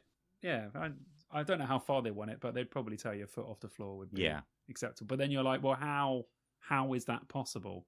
What am I using to get this off of the thing? I architectured some cans together last year. Not last year, the year before, to raise them off the ground. It was good. It was really good. And they made little can bricks. So you said you don't remember having barbecue, so you didn't have your 15 bacon sandwiches. I don't think I did in 2024. I must be thinking of 2023. We said we were going to, and we were all very much raring to go for a barbecue, and it just never happened. But yeah, the barbecue's the one, definitely. Like the one we did at Bloodstock last year, it hit the spot perfectly. It's amazing, man. We were cooking sausages, broccoli, nice, everything, man. So great. Barbecue's a great one, great for the camp, and you can buy everything you need from Co-op. I believe they've got meat in the fridges and whatever, so everything you need is there. It's great. Yeah, awesome. But yeah, I mean, as we said, there's loads and loads of food places around. We managed to find a really good breakfast place last year, which I was so glad about, because I always remember the breakfast being rubbish. The bread is dry, and it's just a waste of money. That's why I used to take barbecues. Is there anything else we can think of that is not allowed? I would say if you've got prescription medication, make sure you take the bottle or box that has your name on it or something like that. I've never struggled. I've never had any of mine taken away. They've never even looked at it. So I don't know, because they haven't found it. Not that I hid it, but yeah, just be cautious and make sure you take as much documentation with you as you can. For sure. In terms of stuff that you can and can't take in, I think it completely depends on what security guard you get. As there's a lot of grey area with what's allowed, and there's been discrepancies, people getting stuff in when they shouldn't, and vice versa, people having things taken off them when they shouldn't. In past years, I remember the one year my wife had her Bluetooth speaker taken off her, and then you get into campsite and everyone's blasting the music. So it's worth going on Download's website. If they haven't released it yet, they will do. There'll be a what's allowed and what's not allowed. Just know that list. If you want to, take a picture. So if anyone says you can't bring that in, you go, hold on, you can, because you've got it on your phone. Yeah. Just educate yourself on what you can and can't take, and you're not going to have any of these issues. Cool. Yeah, that's a good one. I had a couple of ideas then going through. Medication. I don't know. It's just hit me a couple of things you want to do before you go as well, actually. Thinking about, because you said take a picture. Signal is rubbish at download. So if you've got any music you want to listen to, make sure you download it onto your phone first. That's a great one, dude. Yeah. That's a great one, because I do that every year. I download all my playlists from Spotify to my phone, so I can be totally offline when we play all the music at camp, which is a great thing to remember.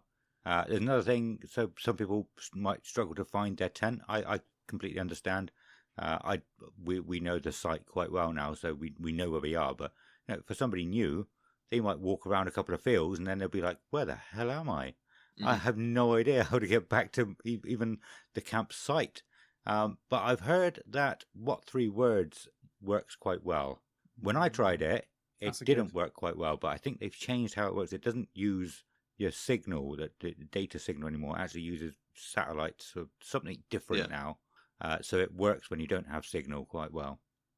If they weren't so expensive, I'd say we should all invest in some like air tags, because they work off satellite also. But in saying that, Adam, I'm not sure. Are you on Android? I am, yeah. Yeah, you're on Android. With iPhone, I'm pretty sure you can just add people to your family, and you can use Find My ...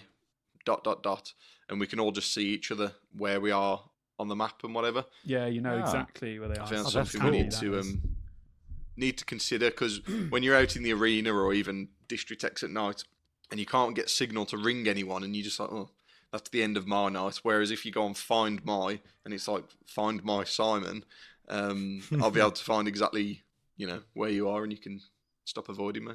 Stop avoiding you. And We're running off again with the stew. It's like, fuck, Oh, he he's knows where we coming are. this way. Shit. Yeah. It's going to be like a manhunt. He's really coming. Oh, fuck, he's close. Go, go, go. Why is he behind the toilets? There is another thing they put out last year, actually, that surprised a lot of people with restrictions to alcohol that you can take. And, I mean, that restriction has been in place for a long time. It has just never been... nobody ever cared about it. It was never been... What's the right word? It's never been policed, really, is it? No. But because last year was run by a different team, I think they actually put their foot down a little bit about it. Or they definitely said they were going to beforehand, and they were like, yeah, no, this is actually it. Was it one crate of 24 per person? Something like that, yeah. And then there was like an equivalent of, was it one bottle of spirit or something like that? Yeah. Which is, or a box of wine. Was a box of wine on there, or was it one bottle? A box of wine. I think so, yeah. And there's been years where I've taken most years I think way more than that. Just bear that in mind. They might enforce that a little bit more. So you have to be a bit sneaky, maybe. Take one crate in the first trip, go back, get another crate. Yeah. Just see what people are saying when you're there. Mm-hmm. But yeah, there was times I remember. I want to talk about how to get the stuff in actually as well. I always carry mine, but I know, Simon, you take a trolley, a sack truck even, not a trolley. I've taken a sack truck once. An old friend of mine's dad had it from his job, and it was a really expensive, really heavy duty one. So we put all the beers in it. There was I think about 18 crates of beer on this one sack truck. Oh my God. Yeah, that was like 2005 maybe, something stupid like that, maybe 2006. And it was hard. It was heavy to carry. We were taking it in turns, just pushing this Jenga tower of beer crates. It was great. Also, way too much as well, which is a good point you just brought up, because I see a lot of people bringing in 5 crates for 2 people. It's like, you're not drinking all that. That you're going to leave half of that behind. Yeah. So I would actually think about that. If you really need another crate, they have crates.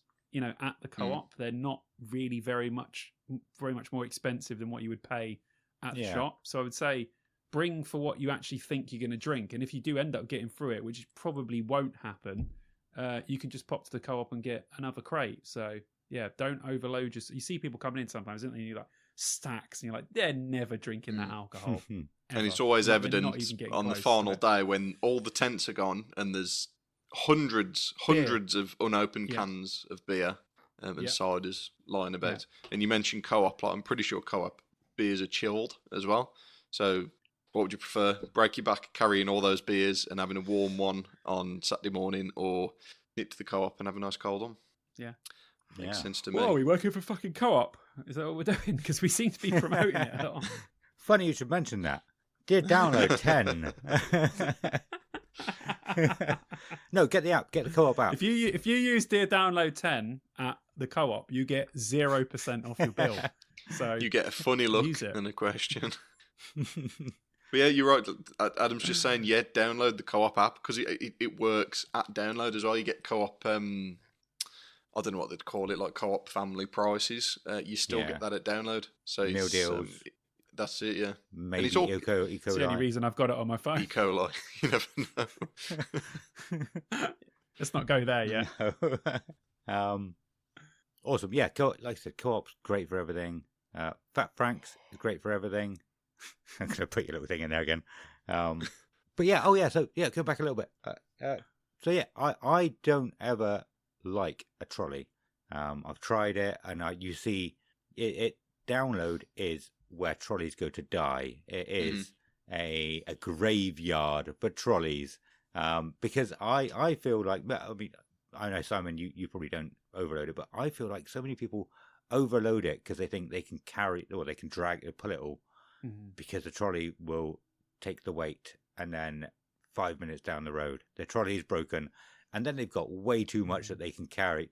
So one person has to wait with the trolley while another person ferries a load of stuff forward and backwards. And yeah, I just carry it. I'm used to it. I'd say with the trolley, what I've learned probably is I don't bring any more stuff that I would have taken walking with the trolley. I just use the trolley as a tool for carrying the stuff. So it just makes it the trip easier for me. But I wouldn't necessarily take any more than I would have taken before. Maybe a little bit, but I wouldn't overload the trolley so much that I can barely pull it. It's just that I can get the big backpack on my back, and then instead of actually having to carry stuff on my arms, I could just strap it to the trolley, which means technically I could take twice as much on there as I would my arms, but it's easier to pull because it's on a trolley. Yeah. But it depends on what trolley. I use a sack truck that has massive wheels, so it's easy to pull.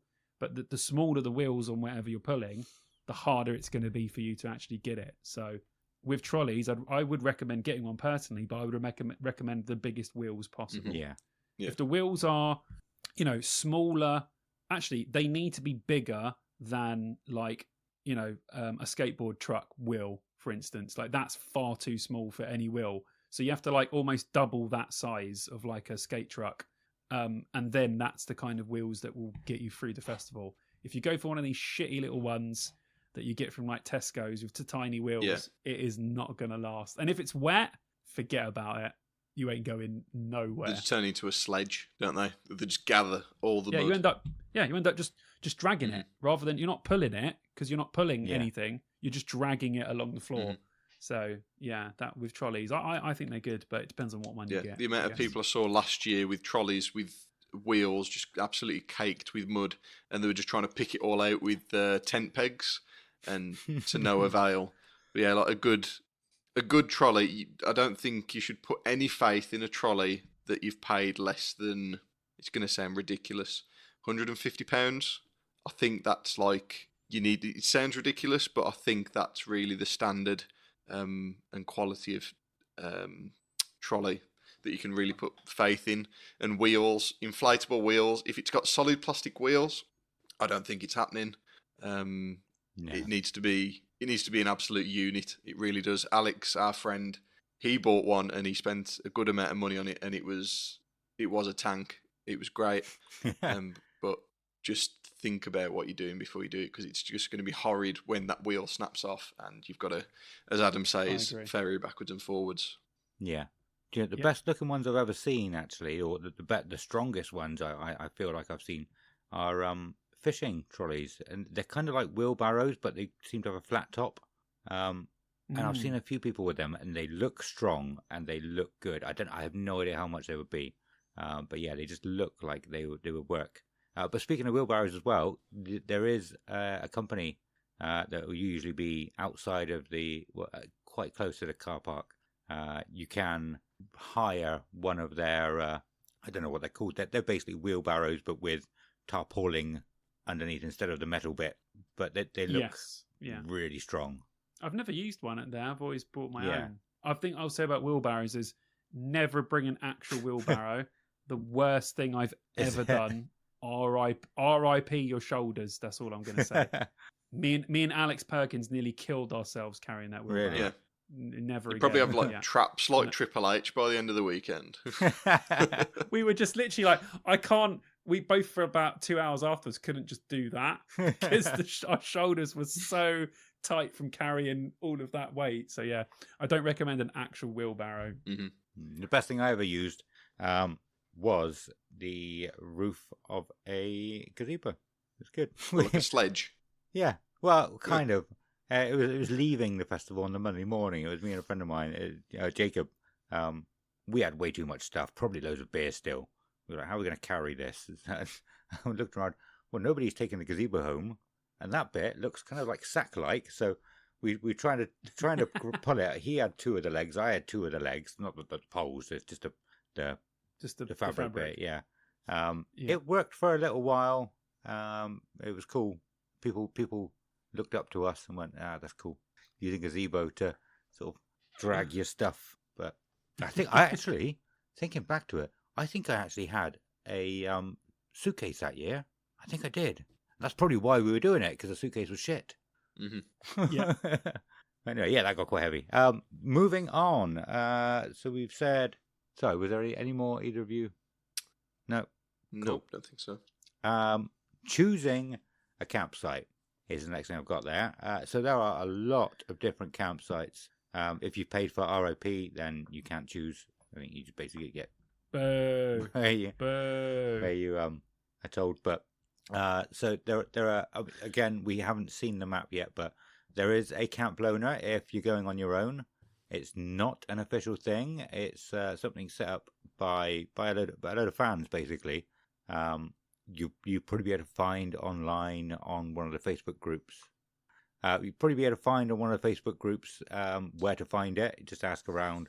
And yeah, apparently there'll be a lot of people going that have not got anybody else specifically they're going with. So you could join them and all have a big party together. So Camp Loner is probably one of the friendliest.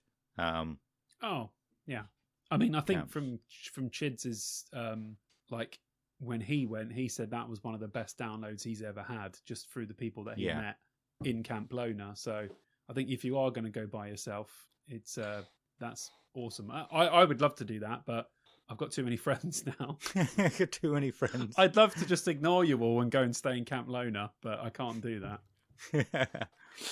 There is also Eco, which I honestly can't say I've looked into too much, but it's basically all about recycling everything. I think, do you get a bit of money back if the whole field is completely clear? I think there was a competition last year, and it's essentially like if you've left it nice and clean, you're allowed to scan a QR code, and it's a competition to win tickets to the following year.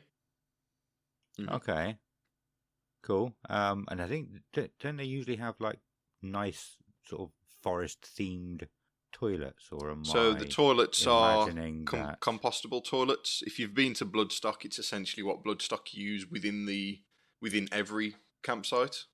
It's just like your poo lands in a pile of sawdust, and then you make compost out of it. That's it. Compost out of human poo. Lovely, excellent. There's mini moshers, which is for basically people with kids.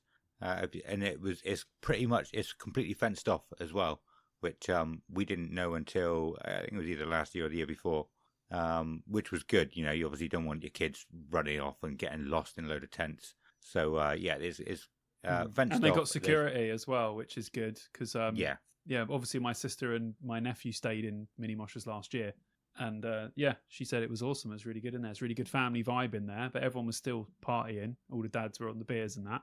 But apparently it was just the dads. It was a good, just the dad. Well, the dads, but the mums probably as well. But yeah, she said it was really good, and the security on the gate, so no one can you can't get in basically unless you've got a wristband that says you can get into mini moshers. So I think for families it's quite secure and pretty cool. Yeah, and it means the kids can't get out as well on their own if they wake up early and just want to go for a walk. Yeah, which is great. Do you know if she had to pay any extra to get in there, or do you? I think you have to buy a ticket and then apply to go in there. I think so, yeah. Yeah. So you might not get There's an application, definitely. Yeah. But yeah, that sounds cool. Another thing I want to say at this point is something I saw today, and I think a lot of people have fallen for this. It's not really a trap, but if your child is over 13 years old at the time of the festival, you have to buy an adult ticket for them. Some people, don't even look at it, think, oh, children under 16 will buy a child's ticket, get there, and they find out they're 14, they should have bought an adult ticket. Or they buy it when they're 12 and they turn 13, and so they're not thinking ahead. It's like, hang on, no, you are going to be over that age at the time of the festival. So something to think about, or remember for people who might be taking teenagers. I ain't ever going to do that. They'd be a pain in the ass enough as it is, but let alone when they're teenagers and hate me. That's true. Yeah, they might like you. You never know. They might like me. Yeah. Somebody has to. Anyway, I think when it comes to kids, we're going to be taking Cody as soon as he's old enough, I think. So I think we'll get another, 3 or 4 years maybe of solo downloads after that. Sorry, boys, but I'll definitely be in family camping for the foreseeable, I think. Yeah, I can tell you as a father of a 2-year-old, there is nothing we think that would be worse than taking her right now. Don't get me wrong, when she's a bit older, of course, we'd love to take her, but like 3 or 4 years at minimum. Yeah, for sure.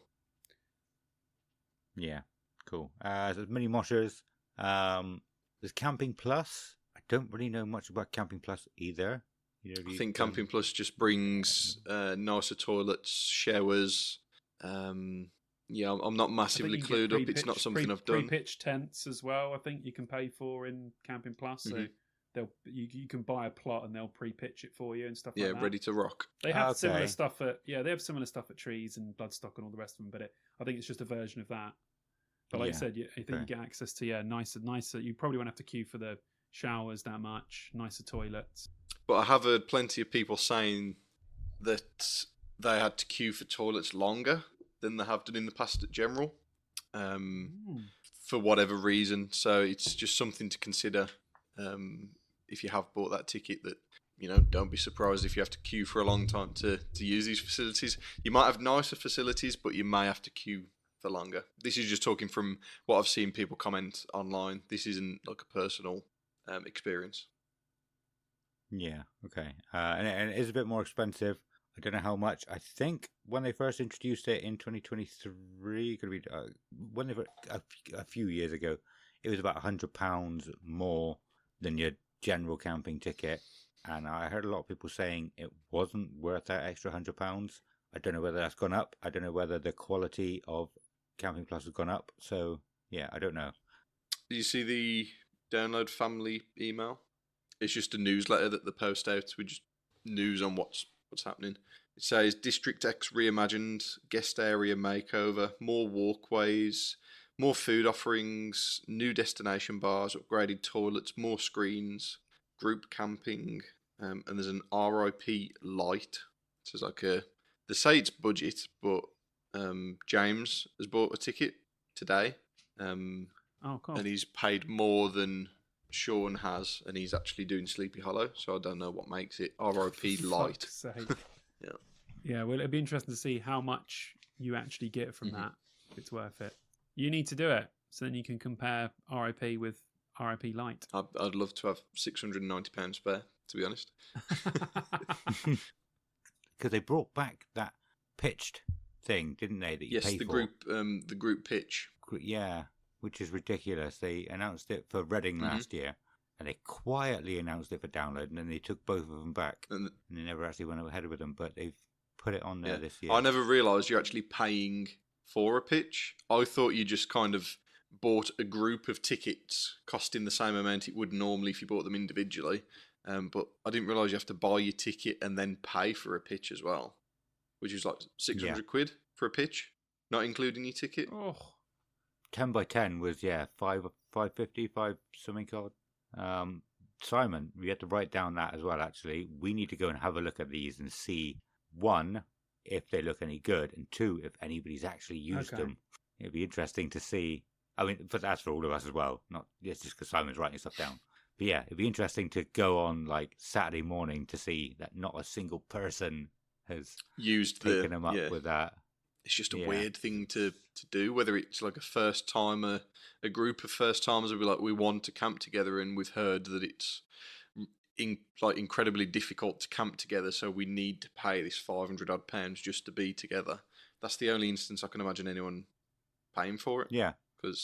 And it's exactly like James said in the Discord. I never thought about it this way, but he said it's just basically preys on people's anxiety.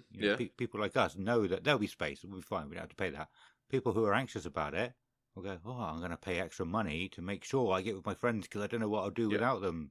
And it's just, that is horrendous. It's horrible. Horrendous. It's another way of making money by a twat at the top. Ooh. I hate. Did you hear that, Andy? I hate businesses and business. Stu's mate Andy. Sorry. Stu's mate Andy. I'm keeping quiet now. So. We mean Stuart Pearce is here with us. Stuart Pearce. That's the first Stu that came to my mind. He's good friends with Stuart Pearce. It's Stuart Pearce slagging off Download Andy, all right? What else we got? We have quiet camping. Now, you're taking a bit of a gamble if you go quiet camping. You may be set up near the village of District X with all the that time. What was that? Was it 2023 where they put it behind the doghouse? Fuck, you know. Who, from a facilities point of view, who on earth was looking at that fucking design and went, "Yeah, that's That's where quiet should be. No idea. No one But knows. no, but so last year they fixed that and moved them as far away as possible from both the village They were in and the fucking arena. That was Mordor. hello. Bye-bye. Yeah. They went the opposite way with the last year, definitely. Yeah. That was like our go-to for 2, maybe 3 years, quiet camping. Myself and my wife, that's just the way we rolled. And when we did it, it used to be, do you know at the top of Big Hill in yellow? The Yeah. massive hill in yellow. It was there. Sorry, Adam trying to think of where that is. Yeah. Imagine the biggest where hill. yellow is now. Yeah, imagine the biggest hill in the campsites. It's that hill. And it was right. Yeah. The entrance to the quiet campsite was at the right at the top of that hill, essentially. And yeah, generally it was a good experience. I mean, I always sleep with earplugs anyway, wherever I'm camping. But everyone seemed to follow the rules. Come the end of the headliners, you get back to your tent, and if you're staying at your tent, it's either good night or you're whispering. So I've had good experiences. It's just whether you're going to be camped around considerate people. That's the only thing. But it's a great option if you're not interested in like the party life of general camping and you are genuinely interested in having a really good night's sleep. But I just think you can. Should have stayed there last year. What's that? I should have stayed there last year because I didn't do any partying. No, it would. Weather was to blame for last year, I think, when it was all rather damp. Oh, and I had a very pregnant wife, so Yeah, I suppose. Yeah. that was the main reason. Another one I wanted to talk about is the guest campsite. And now probably won't be too many people know much about this. We had to walk past it every time going towards the village, didn't we? We never looked at it too much. I think we could have camped in there with our guest wristbands, but it wasn't just us.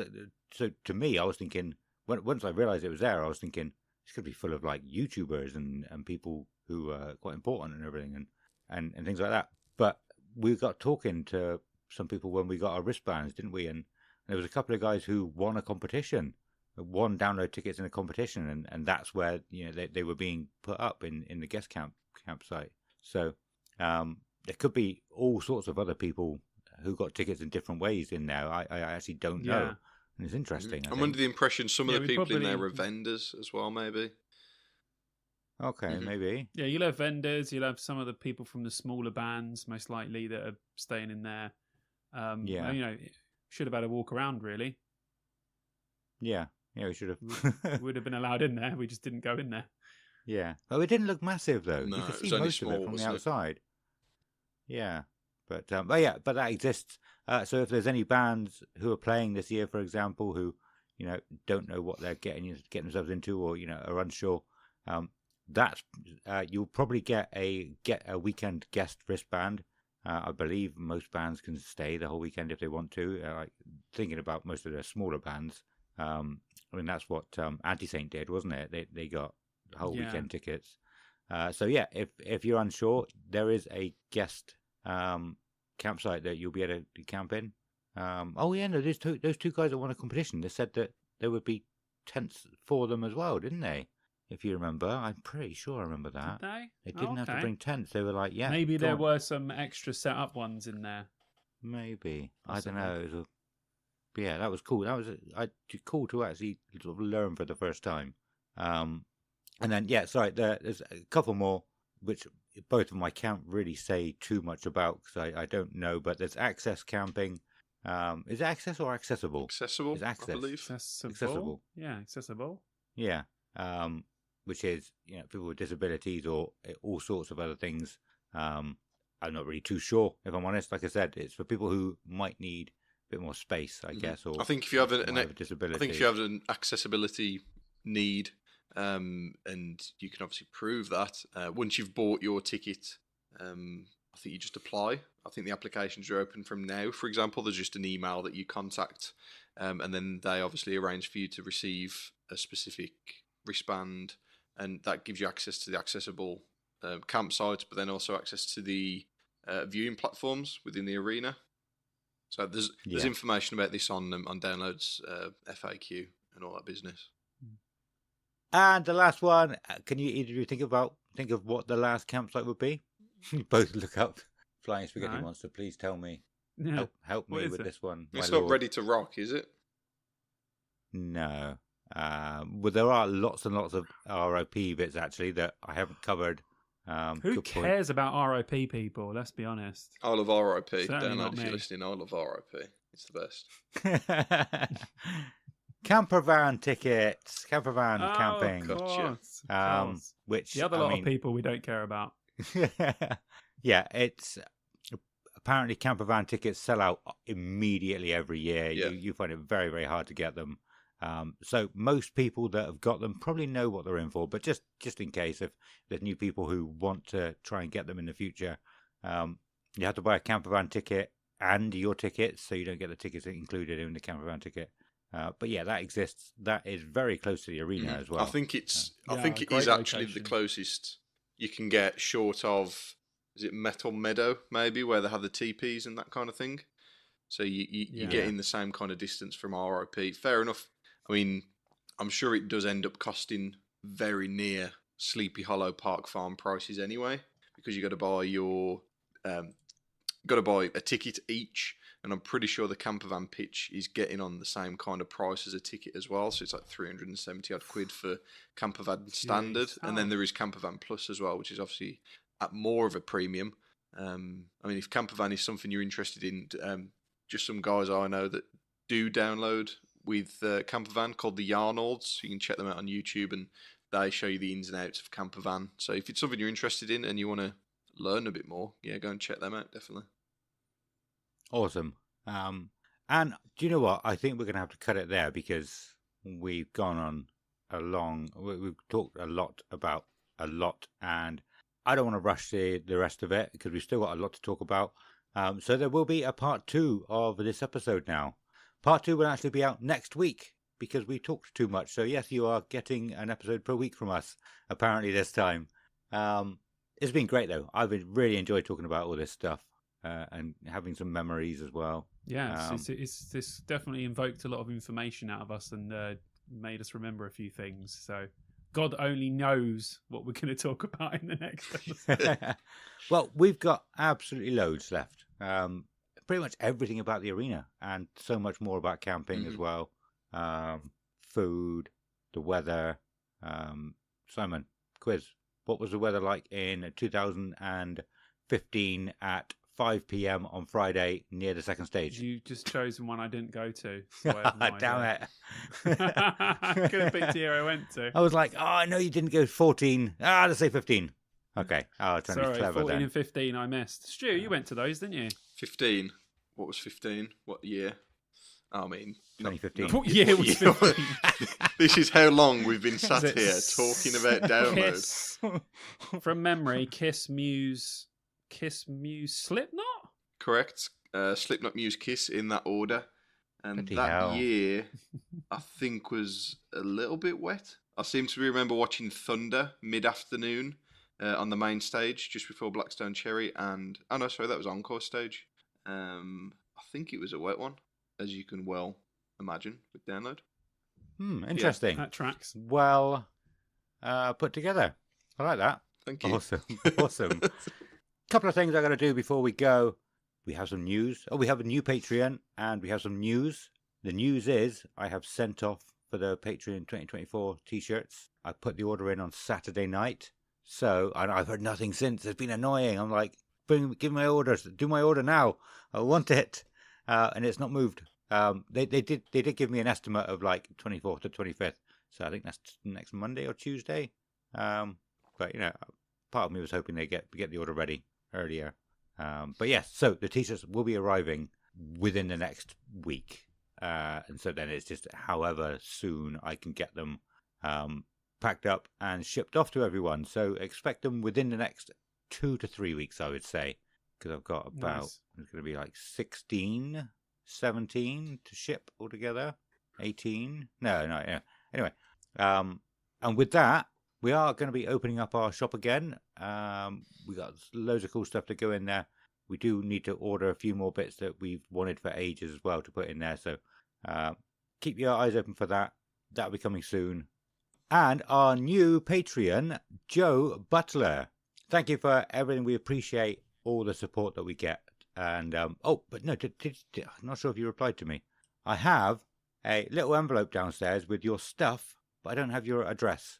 So you need to send me a message on Discord, not on Discord. Send me a message on, either Discord or Patreon with your address, and I can get that sent out to you as soon as I can.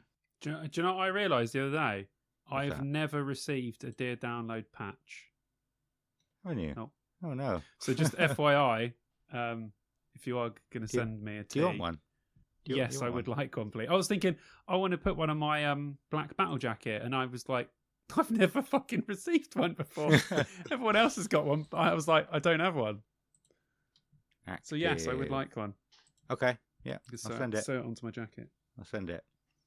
Okay, so thank you to Joe Butler, Marty Ellis, Mike Ferris, Andy T2, Liam Hopwood, Tom West, How Does Corn Make Their Music? They Play It By Ear, Ethan Brown, Matthew, Chris Henderson, Scoot, Ben Saccone, Johnny Bravo, Chris Hambridge, Sean Schofield, H from Steps for Download, and James. Wow, it's been, I think it's been a little while since I read them out.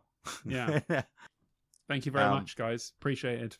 Really is appreciated. And, you will all reap the benefits of being a part of Dear Download hopefully pretty soon. So, yeah. Yeah. Awesome. I think that was everything I had to say. So, yes, before we go, Stu, do you want to do any quick plugs? Yeah, man, if you're happy for me to, we are currently, as of recording, on day 18 of 100 days of download. Brand new Download Festival video every single day for 100 days in a row until we reach the Wednesday of download. You can find that on TikTok and Instagram. It's either SMTV_Insta or SMTV_TikTok. It'd be a pleasure to have you. So yeah, come check it out. Awesome. Yeah, I'll include all links to everything for both of these guys. I think they're probably already in there, but in the episode description. So you can check that out if you want to. And Simon, sorry, I just assumed you would go. Sorry. Yes, YouTube's going fantastically. Thank you very much to everyone. I know there's a lot of transfer over from Dear Download to my YouTube. So thank you very much for the support. 5,000 subscribers is pretty insane. So I still haven't quite got to grips with it. That's going well. There will be a video out this week. It's an interesting one as well. It's a pet peeves episode. Music based, TV based, basically everything that is a sort of pet peeve / annoyance of mine in a video. So it's quite a funny and interesting one. So yeah, just go and watch that if you haven't already. And yeah, the band is going great. We're just gearing up obviously for Metal to the Masses. So like I said, we're just working on the latter part of some recordings, and we should have some music out at some point in the next couple of months. So that'll be good. And we are currently sending out millions of emails. I mean, I can't remember emailing so many people, venues, promoters, people that have been recommended to me for gigs. So hopefully we will be broadening our horizons and traveling around the country a bit later in the year. So that will be very exciting. Awesome. And just before we go as well, I was expecting to read these out at the end. But we've not got to the end yet because we had to cut it and do a part 2. But I want to say thank you to a few people who wrote into us. I did put on social media that we're going to be doing this episode. Give us your do's and don'ts. I'll do the Instagram ones really quickly now, and I think at the end of next episode I'll do the Facebook ones as well. So we had a message from Jeremy Domus. Do wake up early and take a shit. Great advice. You don't want to get there where when the queue's big. Don't look in the eyes of the Viking who just opened the door vacating the toilet you're about to use. You'll just make the experience worse. I liked that one. It's funny. That was good. Jeremy, that was awesome. Thank you for writing in. And the second one, M Sturman, I think it's pretty sure it's Emma. Do airbed, don't overpack, easier said than done, in brackets. Well, thank you, Emma. And Emma's actually got her own YouTube channel as well. I'll link that one because she took a really good video of us while we were on stage last year. I'm pretty sure I would have shown you. But I remember she posted in one of our Facebook comments of one of our posts on it, and I was like, that is really good quality. That was way better quality than we had from our video camera. I was like, we should just use the phone. I don't think I ever said that. So yeah, thank you, Emma. That was amazing. And I'll link your YouTube in the comment in the episode description as well. And that's it for this episode. Thank you all for listening. Have I missed anything? No, good. Thank you for listening. We've been Dear Download, plus Stu, plus SMTV, plus Trash Talkin, plus Fat Franks, plus Co-op. We come as a package. So it's a goodbye from Stu. Goodbye. A goodbye from Simon. Goodbye. And a goodbye from me. Goodbye.